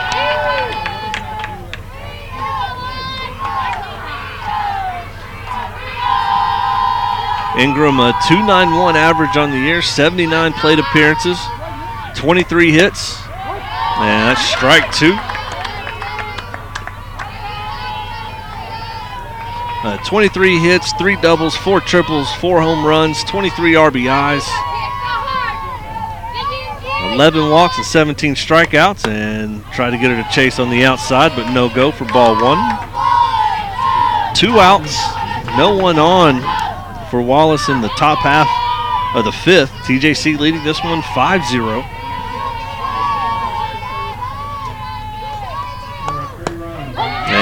Gonna get her looking at that one. Strike 3 called. So 3 up, 3 down. They're in the top half of the 5th. No runs, no hits, no errors, no one left on base. So TJC will go into the bottom half of the 5th with 5, 6, 7 up. We'll see if Courtney Heller re-enters since Lexi Hager came in and ran for her back in the 3rd. I'm sure she's going to re-enter Courtney Heller, so it'll probably be Heller, Lance, and Moore. TJC leading this one 5-0 as we go into the bottom half of the 5th. We'll be back in a minute.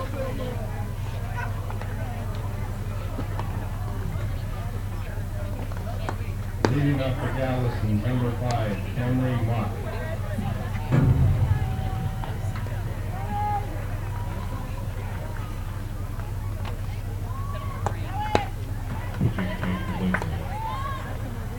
Now in the circle, number 14, Madison Boston. Bottom half of the 5th here in St. George, Utah in the opening round action.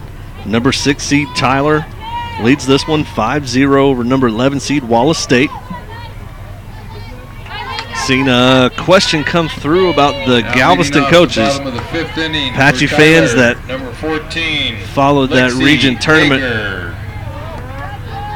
Seen a little bit of the action there that made the news on the coach getting injured, but he is in all good spirits. He actually is here. And check that. Yeah, that's Lexi Hager, so Hager's going to stay in for Heller. But in good spirits, you couldn't even tell anything even happened a week and a half ago. Has tried to bunt that one, goes foul for strike 2. But Coach Ken Delcambre, he was tough trooper. But good to see him up here. Galveston trailing Eastern Arizona 4-1 right now in the top half of the 5th. As 0-2 pitch and going to be ball 1 low and away.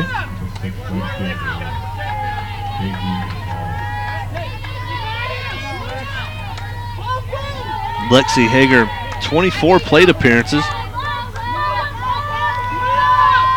6 hits, and going to look at that one for strike 3.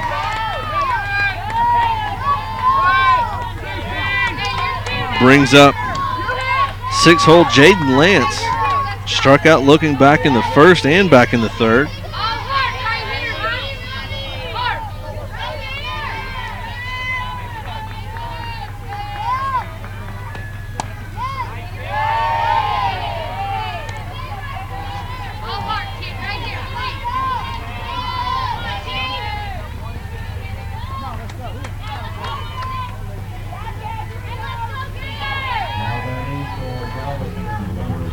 The 1-0 pitch. Just to the right of the iPad there.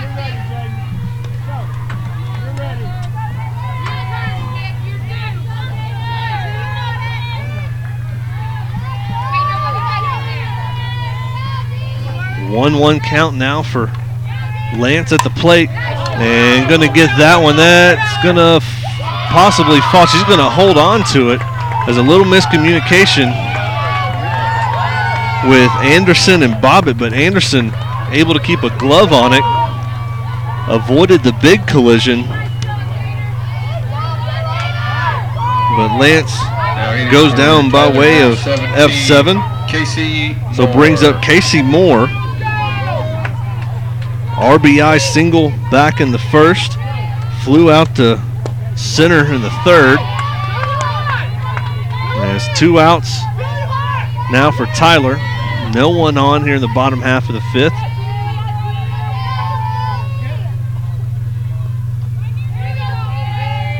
Oh, 0-1 pitch.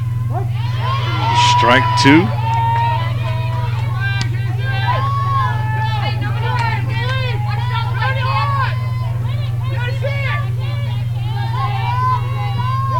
Oh, 0-2 pitch.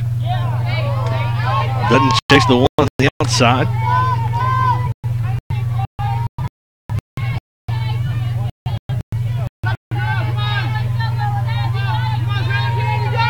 1-2 pitch. And she's just going to lazy stick the bat out and out by way of 4-3. So TJC goes down in order in the 5th.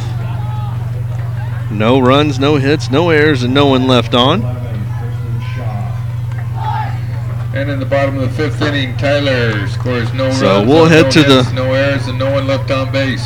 Top half of the 6th. Innings, the score is Tyler 5, Wallace State 5, 0. 6, 7 due up for Wallace State. West, Edwards, and Burden. TJC leads this one 5-0. We'll be back in a moment. Next up for Dallas is number 21, Taylor Kerr.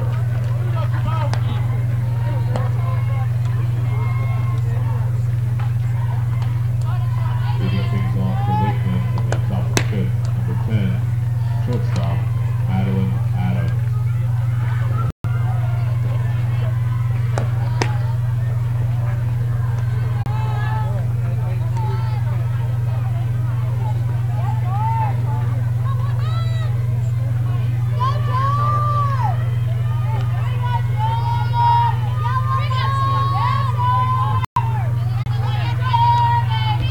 Off the top of the 6th inning, Wallace State number 19, Charlie West.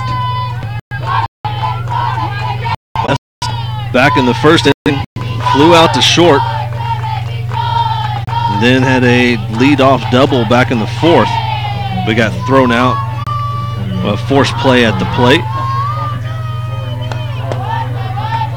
As 2 quick balls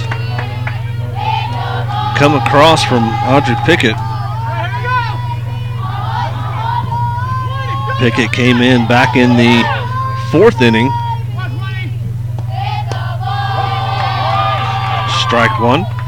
Pickett came in back in the 4th inning with the bases loaded, no outs, and got a strike looking, throw, a force out at home, and then a ground out to 3rd. And that one's going to foul off in front of the Apache dugout. So 2-2 now with the count. Top half of the 6th. 5, 6, 7 due up for Wallace. 2-2 count for West.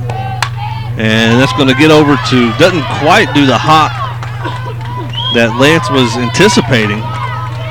As the ground here, pretty hard. They tried to water it and drag it between games, but still pretty hard. Didn't get the bounce that was looking for, so Sydney Edwards. West gets on with a 1B7.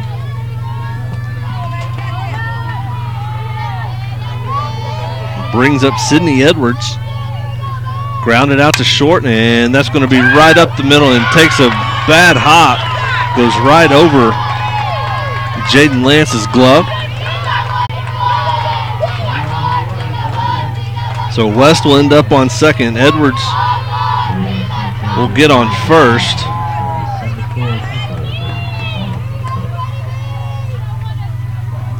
Try to see how the official score scored that one.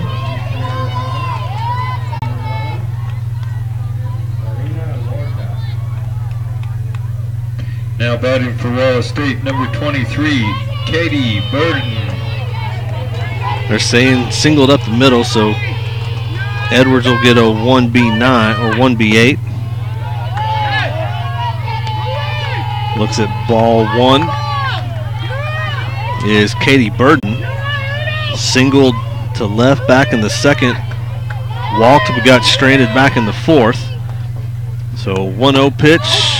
Called strike 1. No outs. Runners at 2nd and 3rd. West is at 2nd. I mean, 1st and 2nd. West is at 2nd. Edwards is at 1st. Burden at the plate. And strike 2 called.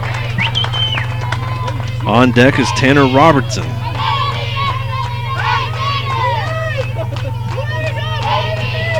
One-two count at the plate, and that's going to get grounded over to short and can't make the throw. Going to be an E6. So West will get over by way of E6. Edwards will move over to second. Burden will be on by fielder choice.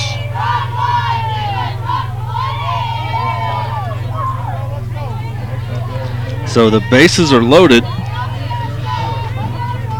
Coming in for Jaden Lance is number 6, Casey Parker. Number 16, Tanner Robertson.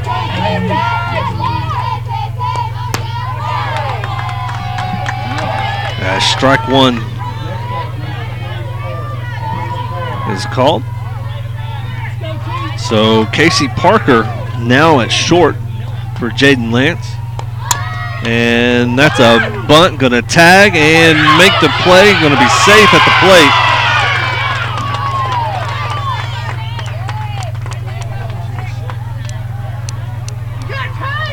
Got the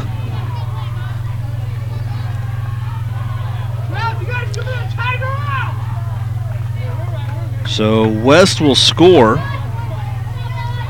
Edwards will go over to third. Burden to second. Robertson is a 3U tag out. Brings up number 44.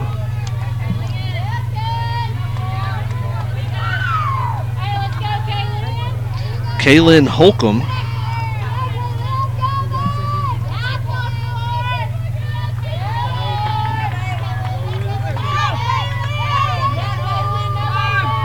For 9-hole Sydney McKissick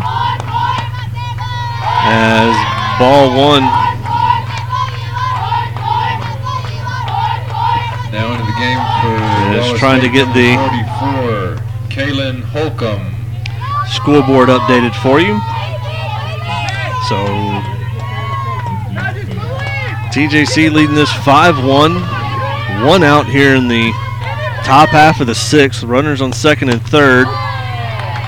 Strike one called.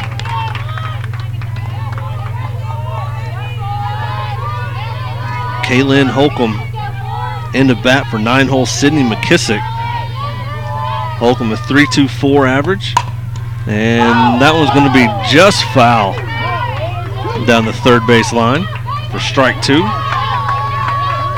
Holcomb 76 plate appearances. No, check that, 74 plate appearances. 11 runs scored, 24 hits, 3 doubles, 5 home runs, 15 RBIs. 1-2 pitch. Can't get her to swing at that low one.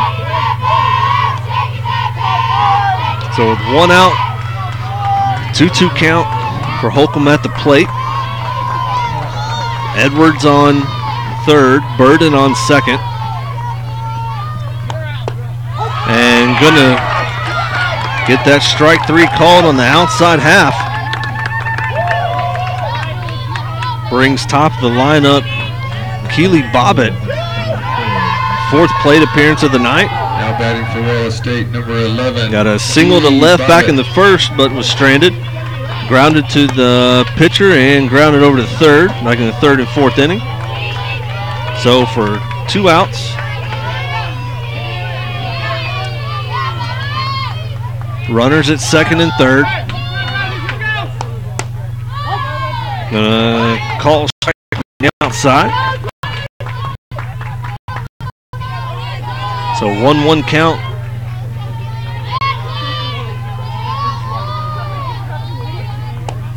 And that one's gonna foul back. Got her to chase that one up and away.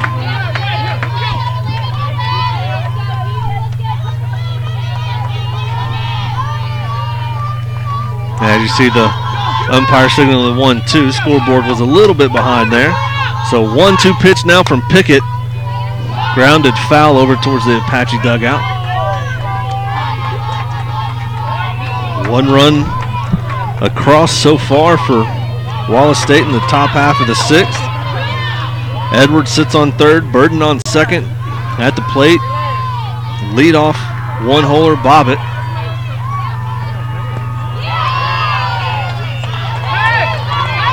That's going to be ball 2 low.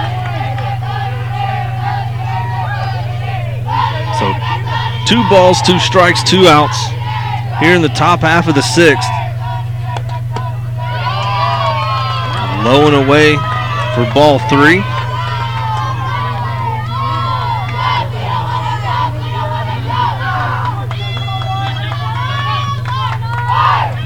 Full count, 2 outs. And that's gonna, and she's gonna be safe at first as it bounces up. Speedy Bobbitt gets a 1B2 as that ball bounces straight down and up. We'll get the RBI. Sydney Edwards will score. Burden will move over to third. So runners at the corners, 2 outs. 2 runs across so far in this top half of the 6th for Wallace State. TJC still leading this one 5-2. Up to the plate is Alicia Anderson. 4th plate appearance of the night. Hit by pitch, but stranded out in the first. Grounded out to third in the 3rd. And grounded over to first back in the 5th. And that one's going to pop up, and she's going to outrun that one. So she'll get an RBI single, 1B6. Bobbitt makes it over to second. 3rd run across, and Burden scores. As Coach Wynn goes out to visit. So Bobbitt at second, Anderson at first.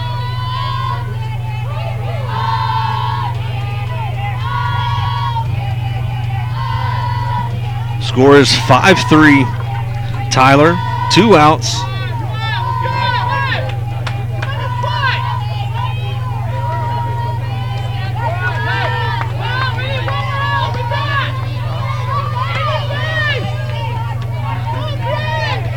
Now batting for Wallace State, number 21, Caroline Burns. Brings to the plate Caroline Burns.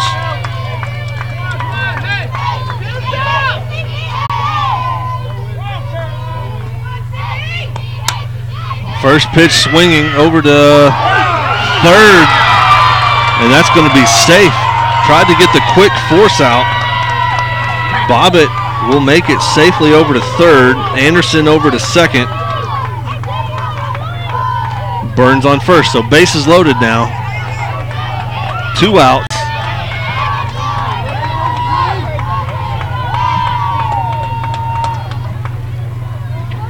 This will be the 9th batter.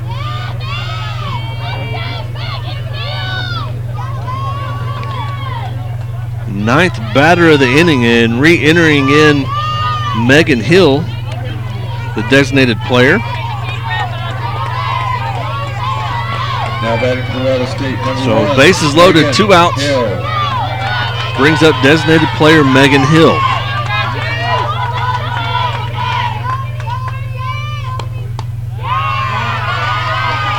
Going to be up for ball 1.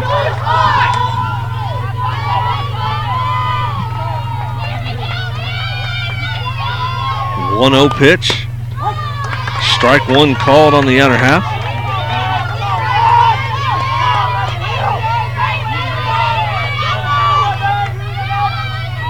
Renewed life in the Wallace State dugout. And that one's over to second, gonna fling it over to first, and TJC gets out of it. So Megan Hill will ground out by way of 4-3. But 3 runs on 4 hits. 1 error and 3 left on. And in the top of the 6th inning, Wallace State So scores TJC 3 runs will come to the on plate 4 in the hits, bottom half of 1 the error and 3 left on base. bottom half of the 6th. Still leading 5-3 with 8-9-1 up. Mackenzie Pete, Mackenzie Ryan, and Brianna Pasinger. We'll be back in a minute.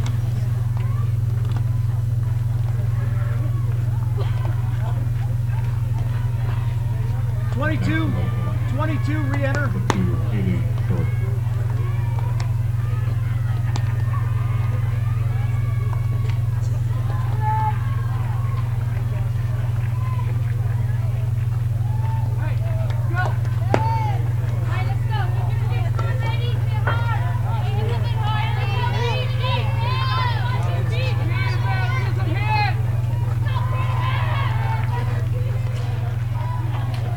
As you heard in the crowd mic there, number 22, Sydney McKissick, re-enters after Kaylin Holcomb batted for her in the top half of the sixth. McKissick back in right field here in the bottom half. Mackenzie Pete. Pete 0 for 2 on the night with a ground out to short and a fly out to center. Looks at ball one on the inside.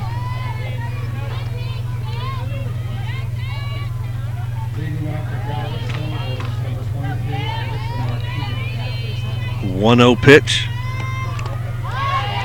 Fouls that one off.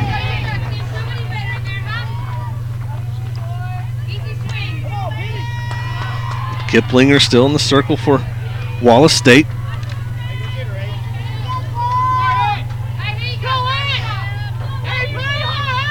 1-1 pitch coming to Pete.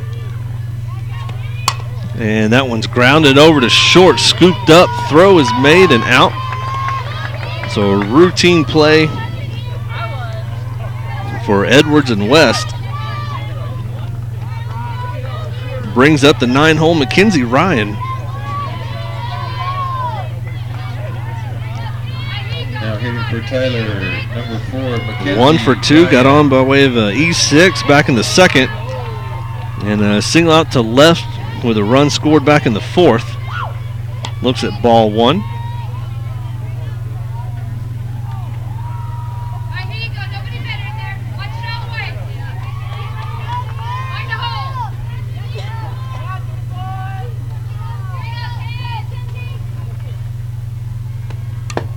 As that one's fouled straight down underneath.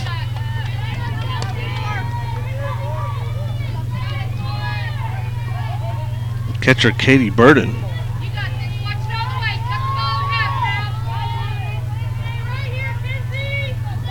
1-1 pitch and swings through for strike two.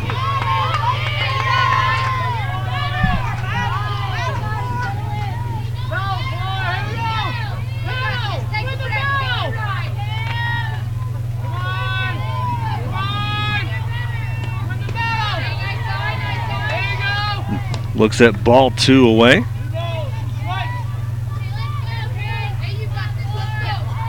So 2-2 count for Ryan at the plate. 1 out. Ball three low and away.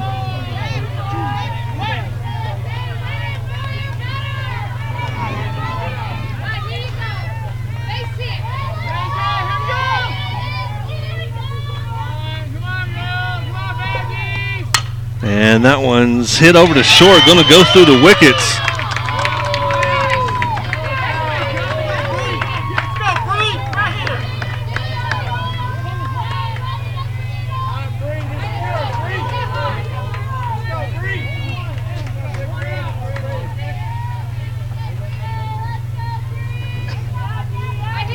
Now batting for Tyler, number 3, Brianna Pasinger.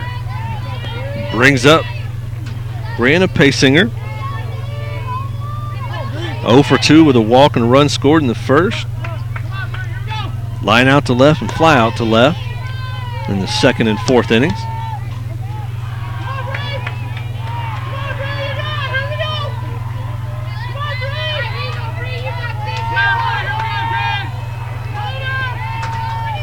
A 1-0 pitch.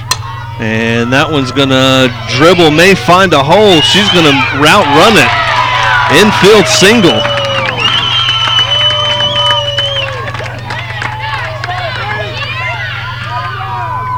So Mackenzie Ryan will get over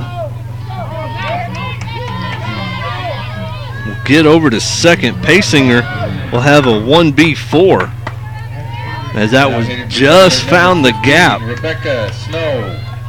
Brings up Rebecca Snow with 1 out, 2 on. Snow a 2-run shot her last time up back in the fourth. As looks at that one low and inside for ball one.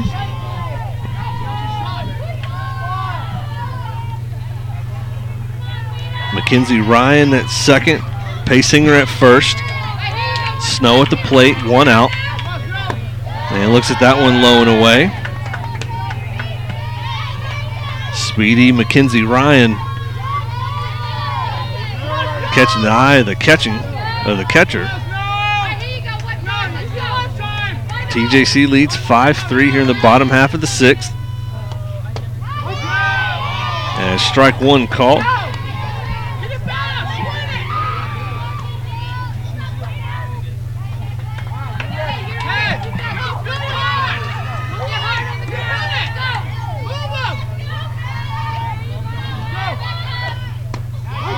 And going to get called strike 2 up and in.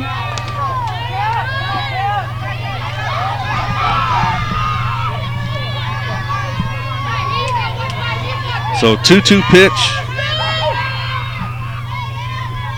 on the way from Kiplinger. And that was going to be fouled, pulled just in front of the Wallace State dugout.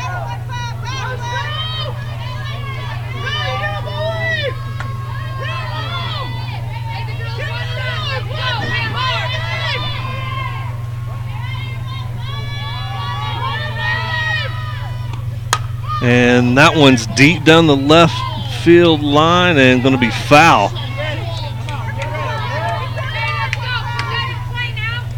Reset for another 2-2 count, 1 out. Mackenzie Ryan on second. Paysinger on first.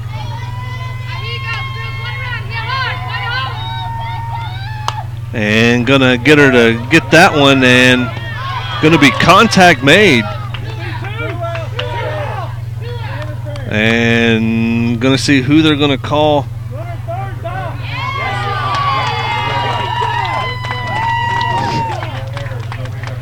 So they're going to call Mackenzie Ryan out at third for interference, as collided on or tangled up on the play. Paysinger will advance to second. Snow already outrunning that one, so they'll let her stay on first by way of fielder's choice. So 2 outs. Paysinger on second, Snow on first, Goswick at the plate. And that's going to be a great diving catch just off the first baseline, foul. So Goswick will be out by way of a L3. Charlie West did a diving glove stab at it. So no runs on 2 hits, no errors, and 2 left on in the bottom half of the 6th. So TJC 3 outs away for trying to close out the opening round. It's a 5-3 ball game here with Wallace State. 5, 6, 7 up for Wallace. West, Edwards, and Burden. We'll be back in a minute.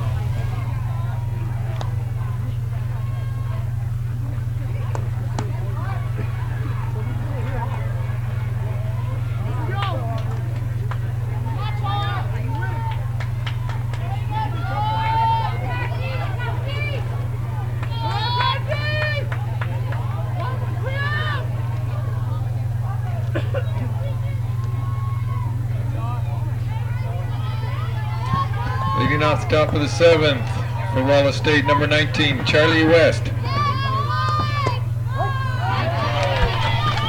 West looks at strike 1.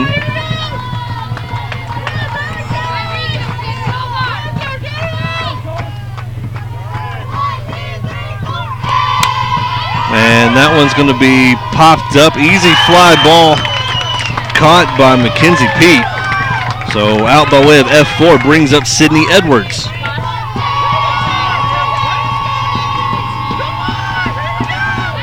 The winner plays tomorrow continues in the winner's bracket at 2:30 p.m. Loser plays at 5 p.m. tomorrow.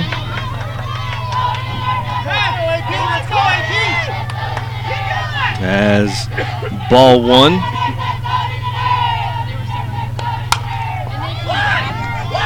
And that's going to be bobbled but picked up. So Edwards will make it to first.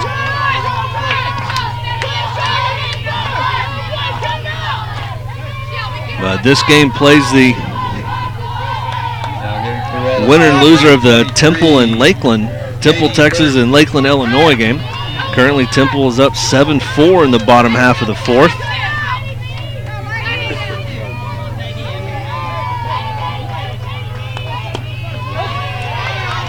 Strike one. Looking. Tying run at the plate for Wallace State. Edwards on first. One out. Strike two called. Ball, great movement from the inner to outer half.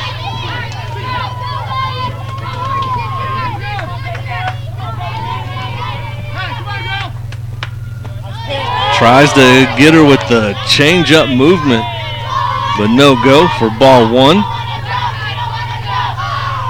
1-2 count, one out.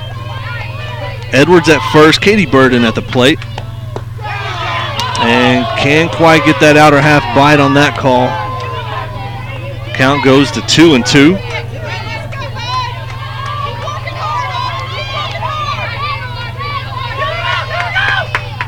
Two-two pitch from Pickett, grounded right back up the middle. Pickett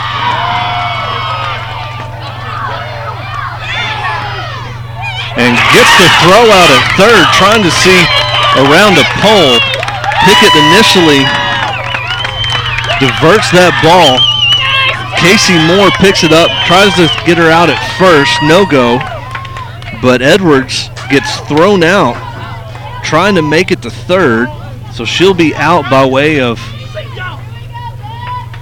3-5. Burden gets the single.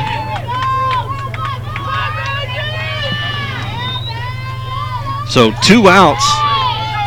Brings up to the plate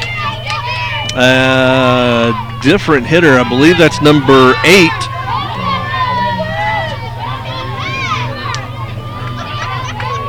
And 8 is Becca Fiesel.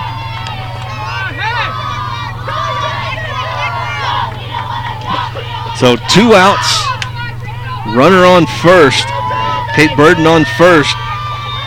Becca Fiesel at the plate.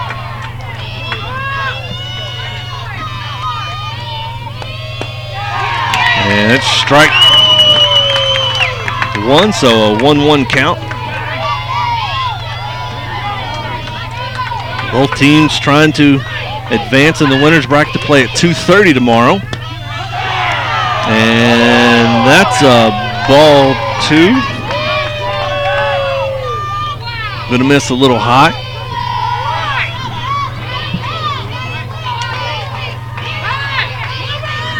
So 2-1 count, 2 outs. And that one's foul off, so it'll be a 2-2 count.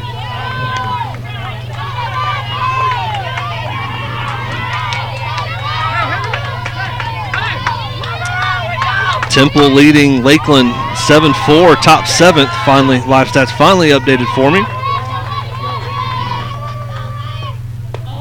And that's a ball 3 up and away. So runner's going to be on the move.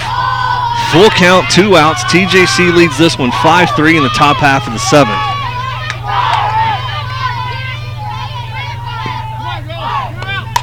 And that's popped deep at the fence, and it's going to be a game equalizer.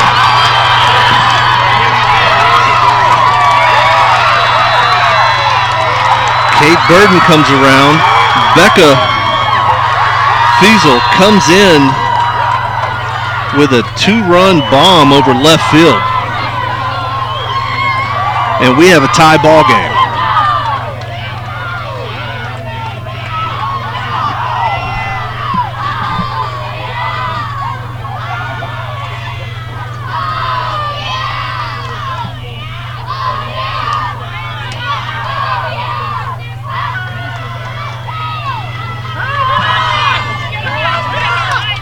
And now coming in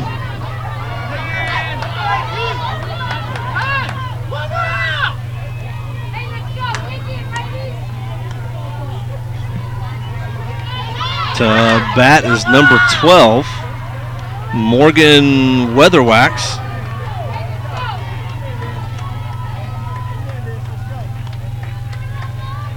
Warning here.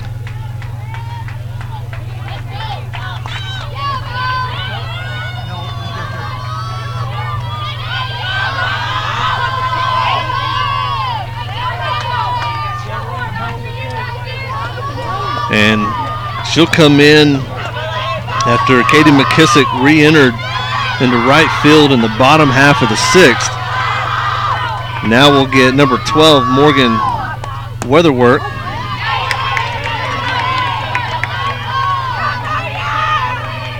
Batting in the 9 hole.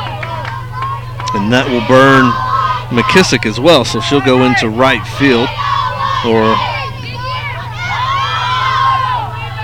somewhere out in the field, maybe sub back out. But 0-1 pitch, and going to be ball 1 low and away.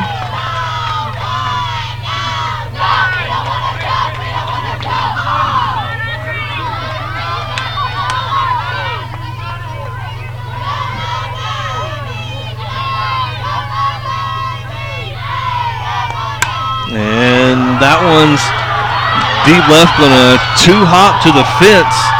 Stand-up double for Weatherwax. So she'll get a 2B7.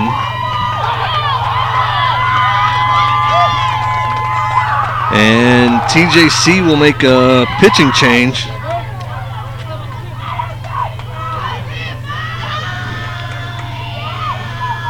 So with 2 outs,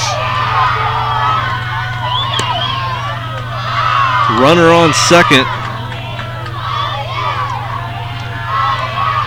That'll bring up, or Coach Wynn will bring in Julia Knight.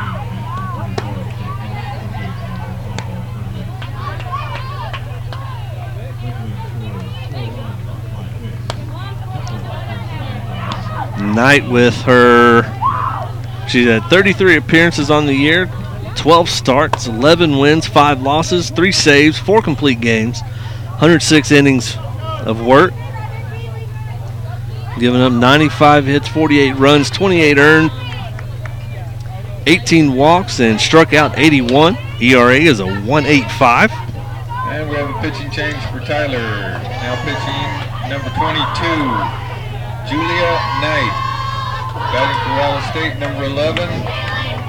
So back to the top of the lineup, Keely Bobbitt. Runner on second. Strike 1 called. Tie ball game here in the 5th, or here in the tied at 5 here in the 7th, top half. Go ahead runs on second as that one's fouled back and then out of play.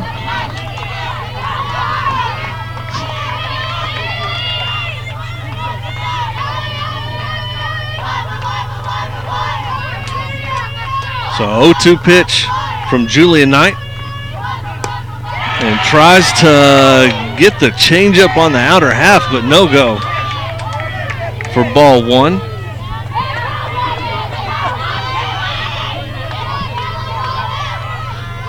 One-two pitch now from Knight, and that's going to get her looking on the outer half for strike 3. So TJC gives up the 2-run, 2-out bomb in the top half of the 7th. So they'll get 2 runs on. Scores 2 runs on 3 hits. 3 hits. 1 error, 1 left on base. We'll go 1 error, 1 left on.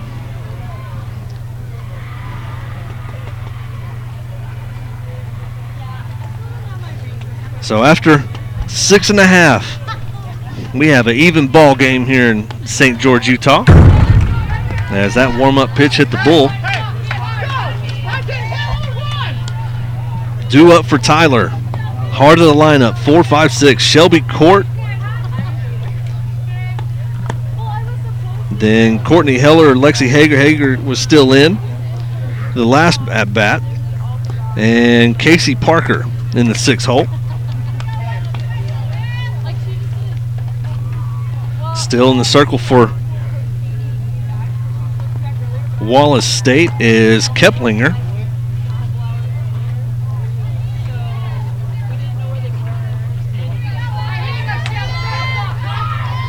So even ball game at 5s here in the bottom half of the 7th. Winner advances to play tomorrow at 2:30. Loser goes into the elimination bracket and plays at 5 p.m. Couple other finals. Chipola defeated Central Alabama 15-0 in 5 innings.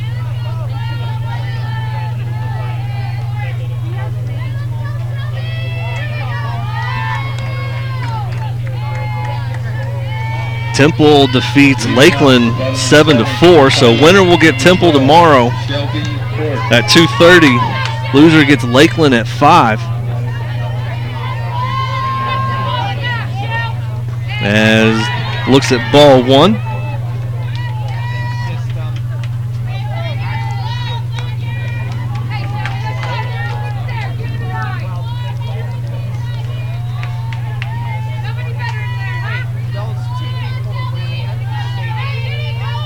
One 1-0 pitch, and that one's smoked hot down the third baseline, but foul.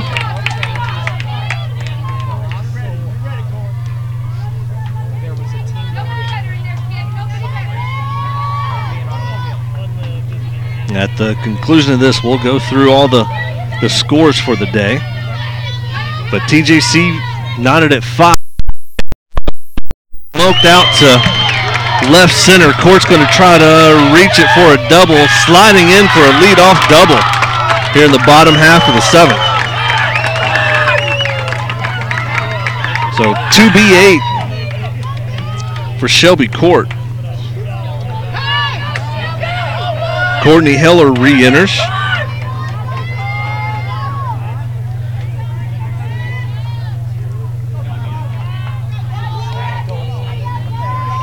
She's 2 for 2 with 2 doubles. A double one got stranded back in the first. A double one got stranded back in the third. And then Hager stayed in and hit for her in the 5th. As that ball gets away and Court will move 60 feet closer.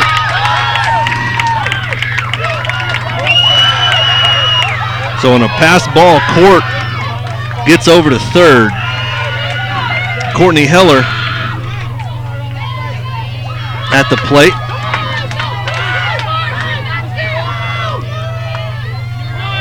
And a 5-5 ball game here in the bottom half of the 7th. Looks at strike 1.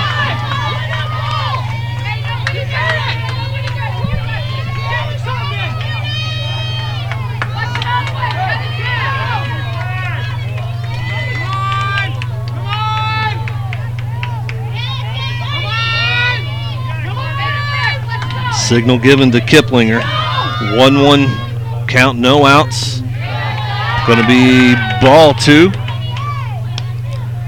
And coach is going to get a timeout. And once again, winner gets Temple tomorrow at 2:30 to stay alive in the winner's bracket.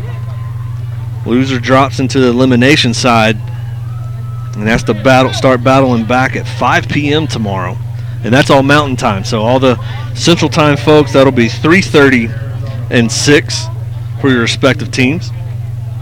All these times are local here on the Mountain side. But 2-1 count to Courtney Heller at the plate.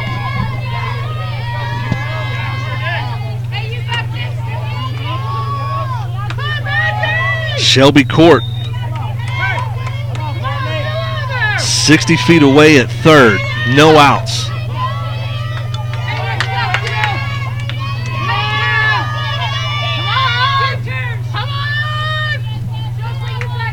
Two-one pitch from Kiplinger. And that's just going to be grounded up and through. And going to be a rundown here at between third and home, and going to get called out.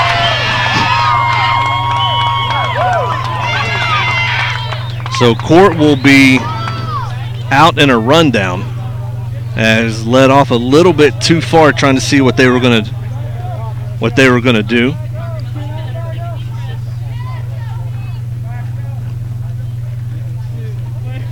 Heller will get on by way of the fielder's choice and then move over to second. And not sure what I think Wallace State was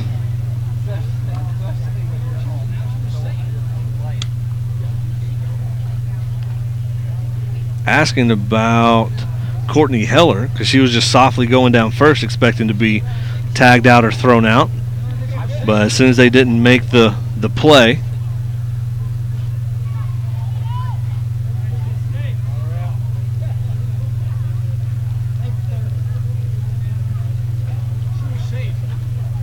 didn't make the call, and not sure what, still waiting for the umpire to come back this way.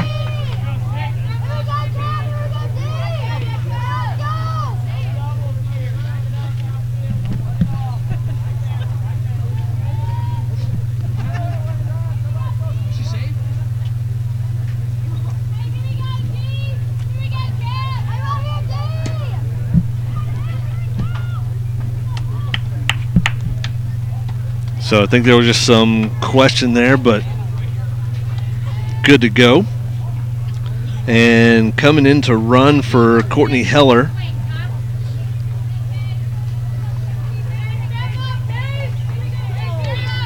is number 2, Brittany Gaylor.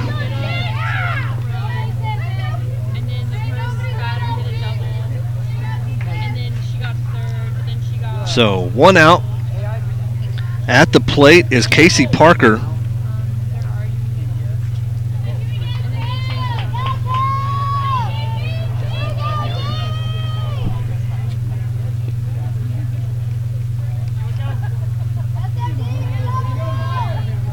And I think there was a re-enter 16. Re-enter 16. Pinch runner at second. 2. As you hear the communicate with the umpire there and trying to get up to the crow's nest behind us. And Wallace State re-enters 16. Not sure where she went back to, but at the plate is Casey Parker.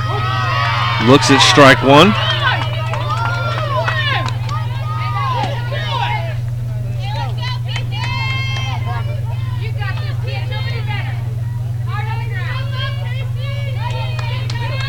Oh, 1 pitch now to Parker, and that's going to be snagged, and that was a no catch, because they said it hit the dirt and she snagged it. Home plate umpire said it bounced into the glove, so they thought they were turning a double play to get out of the 5th, but no go. So Brittany Gaylor stays at second. Casey Parker stays as a fielder's choice over at first.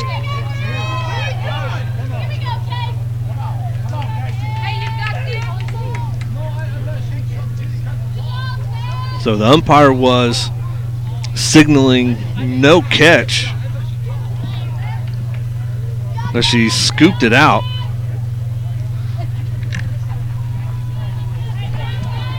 So drama here in the bottom half of the 7th. Score is 5-5. Brings up the 7-hole Casey Moore.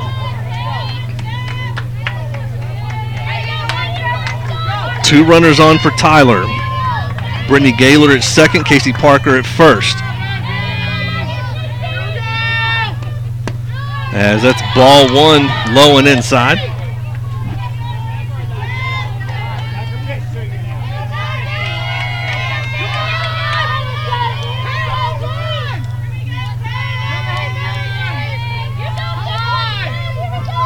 One 0 pitch from Kiplinger. That's going to be low and inside for ball 2.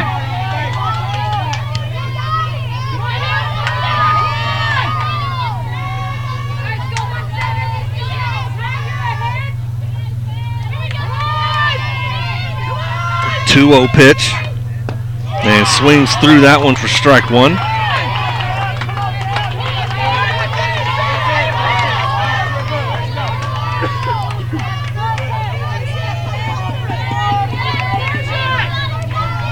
Brittany Gaylor definitely in scoring position if the ball is in play. Swings through that for strike 2.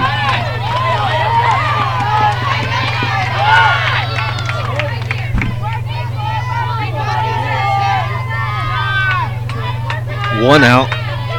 Gaylor at second, Parker at first.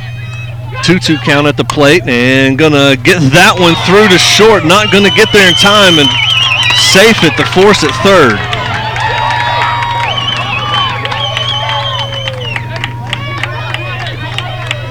Not sure a play would be made. I would call that a 1B6. As there was no way that would be able to be fielded because it was on the run and the dive by shortstop Edwards. So bases are loaded. Mackenzie Pete at the plate, 1 out.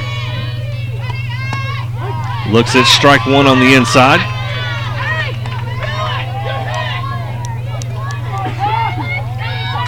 On deck is Mackenzie Ryan.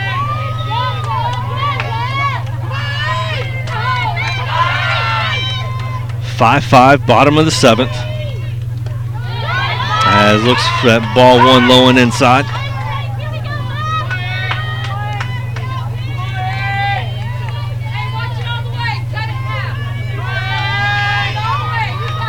The winner gets Temple tomorrow at 2:30. That one's fouled back out of play. Or right in front of the Apache dugout and hits the bottom bar of the fence and back out. Winner gets Temple tomorrow at 2:30. Loser drops and gets Lakeland out of Illinois at 5 p.m. in the elimination bracket. 1-2 count to Pete at the plate. Bases loaded. And that's popped up. Should be an infield fly. So Pete's out by F4. So 2 outs. Bases are loaded. 9-hole Mackenzie Ryan at the plate. 2 for 3 with 2 singles and a run scored back in the 4th. Gaylor at third, Parker at second. As strike 1 called. Gaylor at third, Parker at second, Casey Moore at first. 2 outs, Mackenzie Ryan at the plate. And that one's fouled for strike 2.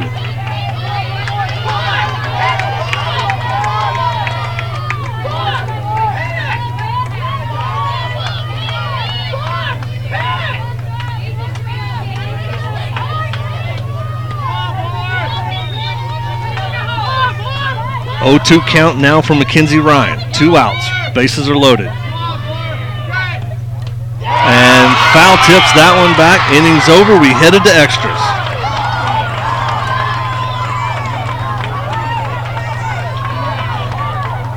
As that one's going to be swung at that one high. Got her to chase it. So TJC will close out with no runs on 2 hits. No errors and 3 left on.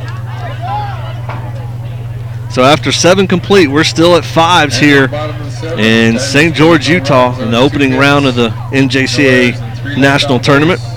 Up for Wallace State is 2-3-4. Anderson Burns, and Megan Hill. We'll be back in a moment.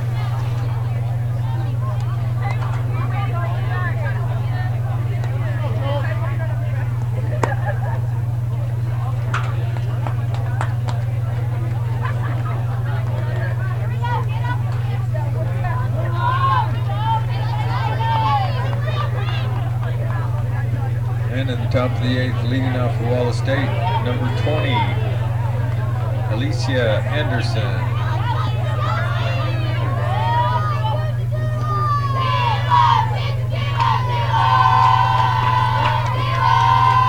Extra softball here in St. George. We're in the top of the 8th. Gets the speedy first pitch swinging, Alicia Anderson. Parker over to Goswick, 6-3 on the scorecard. Brings up 3-hole Caroline Burns. Now at bat, number 21, Caroline Burns.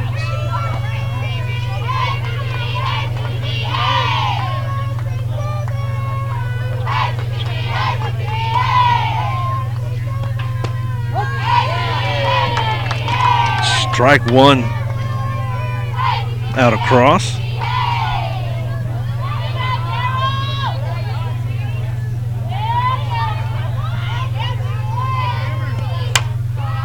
And that one's fouled down the first base line. Rolls out to the far corner.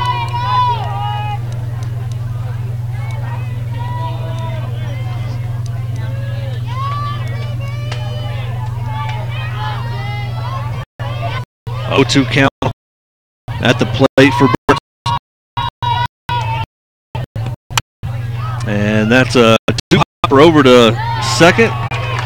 Pete to Goswick for out number 2, 4-3.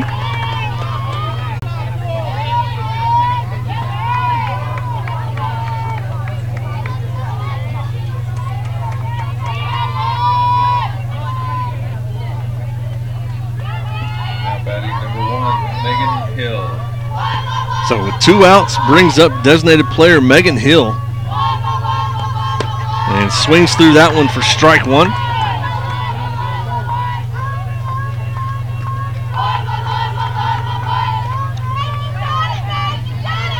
Oh-2 or 0-1 count now.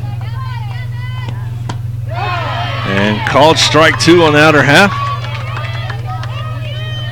So 2 outs, 0-2 count now to Megan Hill, the 4-hole designated player.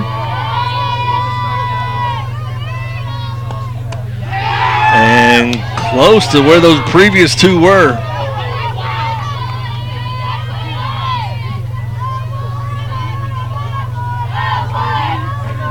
So 1-2 pitch now from Knight, 2 outs. And fouled that one back.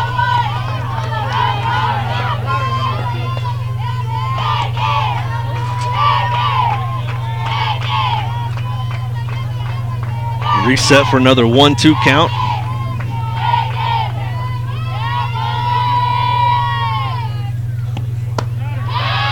Tried to get her to chase that one up and away.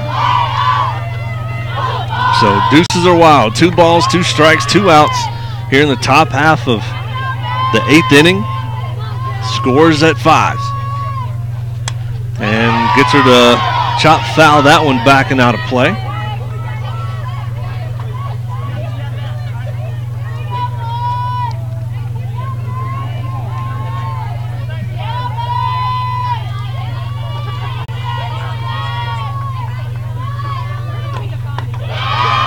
As that's ball 3 low and in the dirt.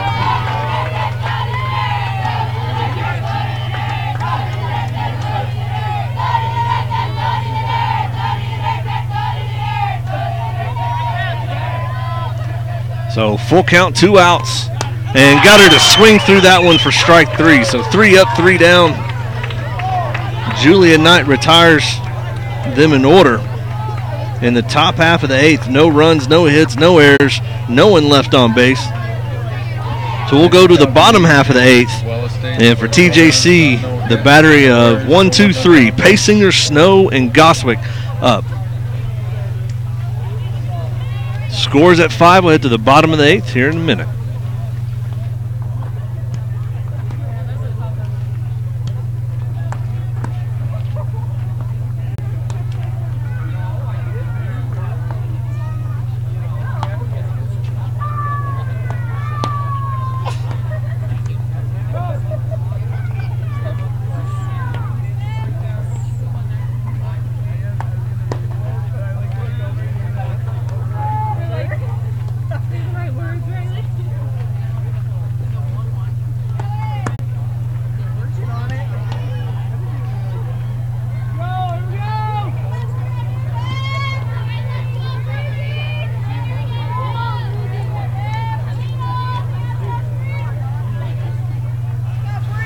Bottom half of the 8th. Leading off the bottom of the 8th inning for Tyler, number 3, Brianna Pasinger.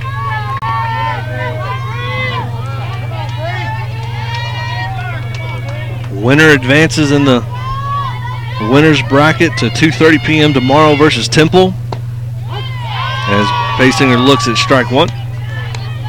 The loser of this one drops into the elimination bracket and starts fighting tomorrow at 5 p.m. versus Lakeland, Illinois. Temple, the 3 seed in the tournament, and that one's going to be just fair, going to get into the corner and quickly able to track it down. I can't tell which outfielder because I know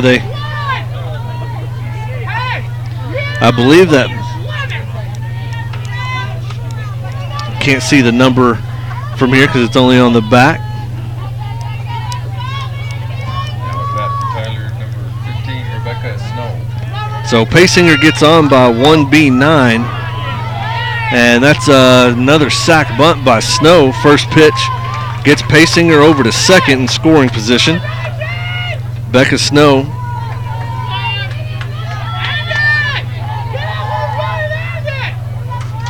another sac bunt. That brings up the 3-hole Mackenzie Goswick.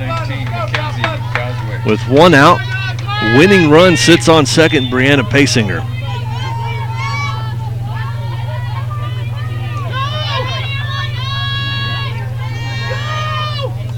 And that one bounces in for ball 1.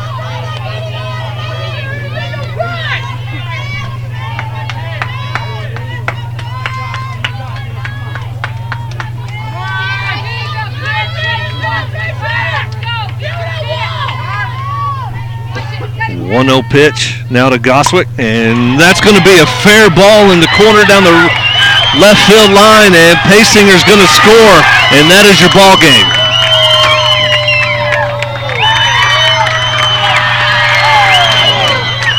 Goswick with the hit.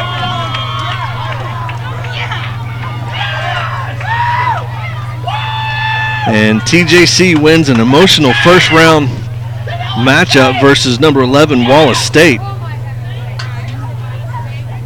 Ball game on field number 1, Tyler. And I think we are the last game rolling. So Apaches do it in dramatic fashion, going up 5-0 after 4, giving up 3 in the 6th, 2 in the 7th, and then pulling out with a walk-off with Goswick. 2B7 that scored Pasinger all the way from second. So TJC advances to play Temple at 2:30 p.m. Mountain Time, so about 3:30 Central Time. Wallace State will drop into the elimination bracket and take on Lakeland, Illinois at 5 p.m. Mountain, 6 p.m. Central. Before we close this one out with a couple scores, I want to thank everybody for watching, because I know we had a lot of Wallace State fans out there and able to also stream that. I know we got it out to the athletic department, and I got in touch with a couple parents that are out here and friends and family and able to spread that word. So always love the interaction from both sides of the fence. To go through the score and trying to click on that screen real quick to break everything down. Number 1 seed Florida Southwestern State defeated 16 seed South Georgia State 5-1. Number 8 Seminole beat number 9 Howard 8-5. Southern Idaho beat 3 Rivers. Number 5 Southern Idaho beat number 12 3 Rivers 8-0 and 5. And then number 4 seed Butler defeated number 13 Walters State out of Tennessee 9-1 and 5. Temple number 3 Temple defeated number 14 Lakeland out of Illinois 7-4. Then Tyler holds on and comes back to win this one in the bottom of the 8th. Number 6 seed Tyler defeats number 11 seed Wallace State. And number 7 seed Eastern Arizona defeated number 10 seed Galveston 5-1. And number 2 seed Chipola defeated number 15 seed Central Alabama by the most lopsided score of the day. Chipola beat them 15-0. In 5, we'll try to click on the bracket as TJC will play at 3:30 Central Time tomorrow. It looks like they've already updated the bracket there. So on the winner's side at 2:30 p.m. have the winner's bracket game. Florida Southwestern State takes on Seminole, Oklahoma. Then Southern Idaho will take on Butler. Tyler and Temple, 2 Texas teams. Temple Region 5, Tyler Region 14. Will take on each other tomorrow at that 2:30 Mountain, 3:30 Eastern Time. And then the other winner's bracket game will be Eastern Arizona and Chipola. On the loser's bracket side, they haven't got all of it. But Howard will take on South Georgia State at 5 p.m. And there looks like they're starting to update some of it. But if you go to the NJCAA.org website and click on softball and then Division I and the National Championship, the tournament website will be able to take you to the bracket that they update in the Google Excel spreadsheet type thing where they update it right on the fly as games happen. So, or you can check out ApacheAthletics.com and we have it on the lead softball story there. So TJC wins this one in extras 6-5 in 8 innings. TJC will go on to play tomorrow about 3:30 Central Time versus Temple in the winner's bracket. And once again, Wallace State will drop to play Lakeland out of Illinois at 5 p.m. Mountain, 6 p.m. Central. For everybody back on campus, Dr. Drain, Kelsey Weeks, Sherry Harwood, all you fans watching and paying attention. I know we struggled a little bit with some of the different lens focusing with that sun setting right on us. Hopefully tomorrow won't have that issue since it will be a mid-afternoon game. But for everybody back at TJC, I'm Chuck Smith, and we will see you tomorrow. We'll go on about 15 minutes before game time. Thanks, and go Apaches.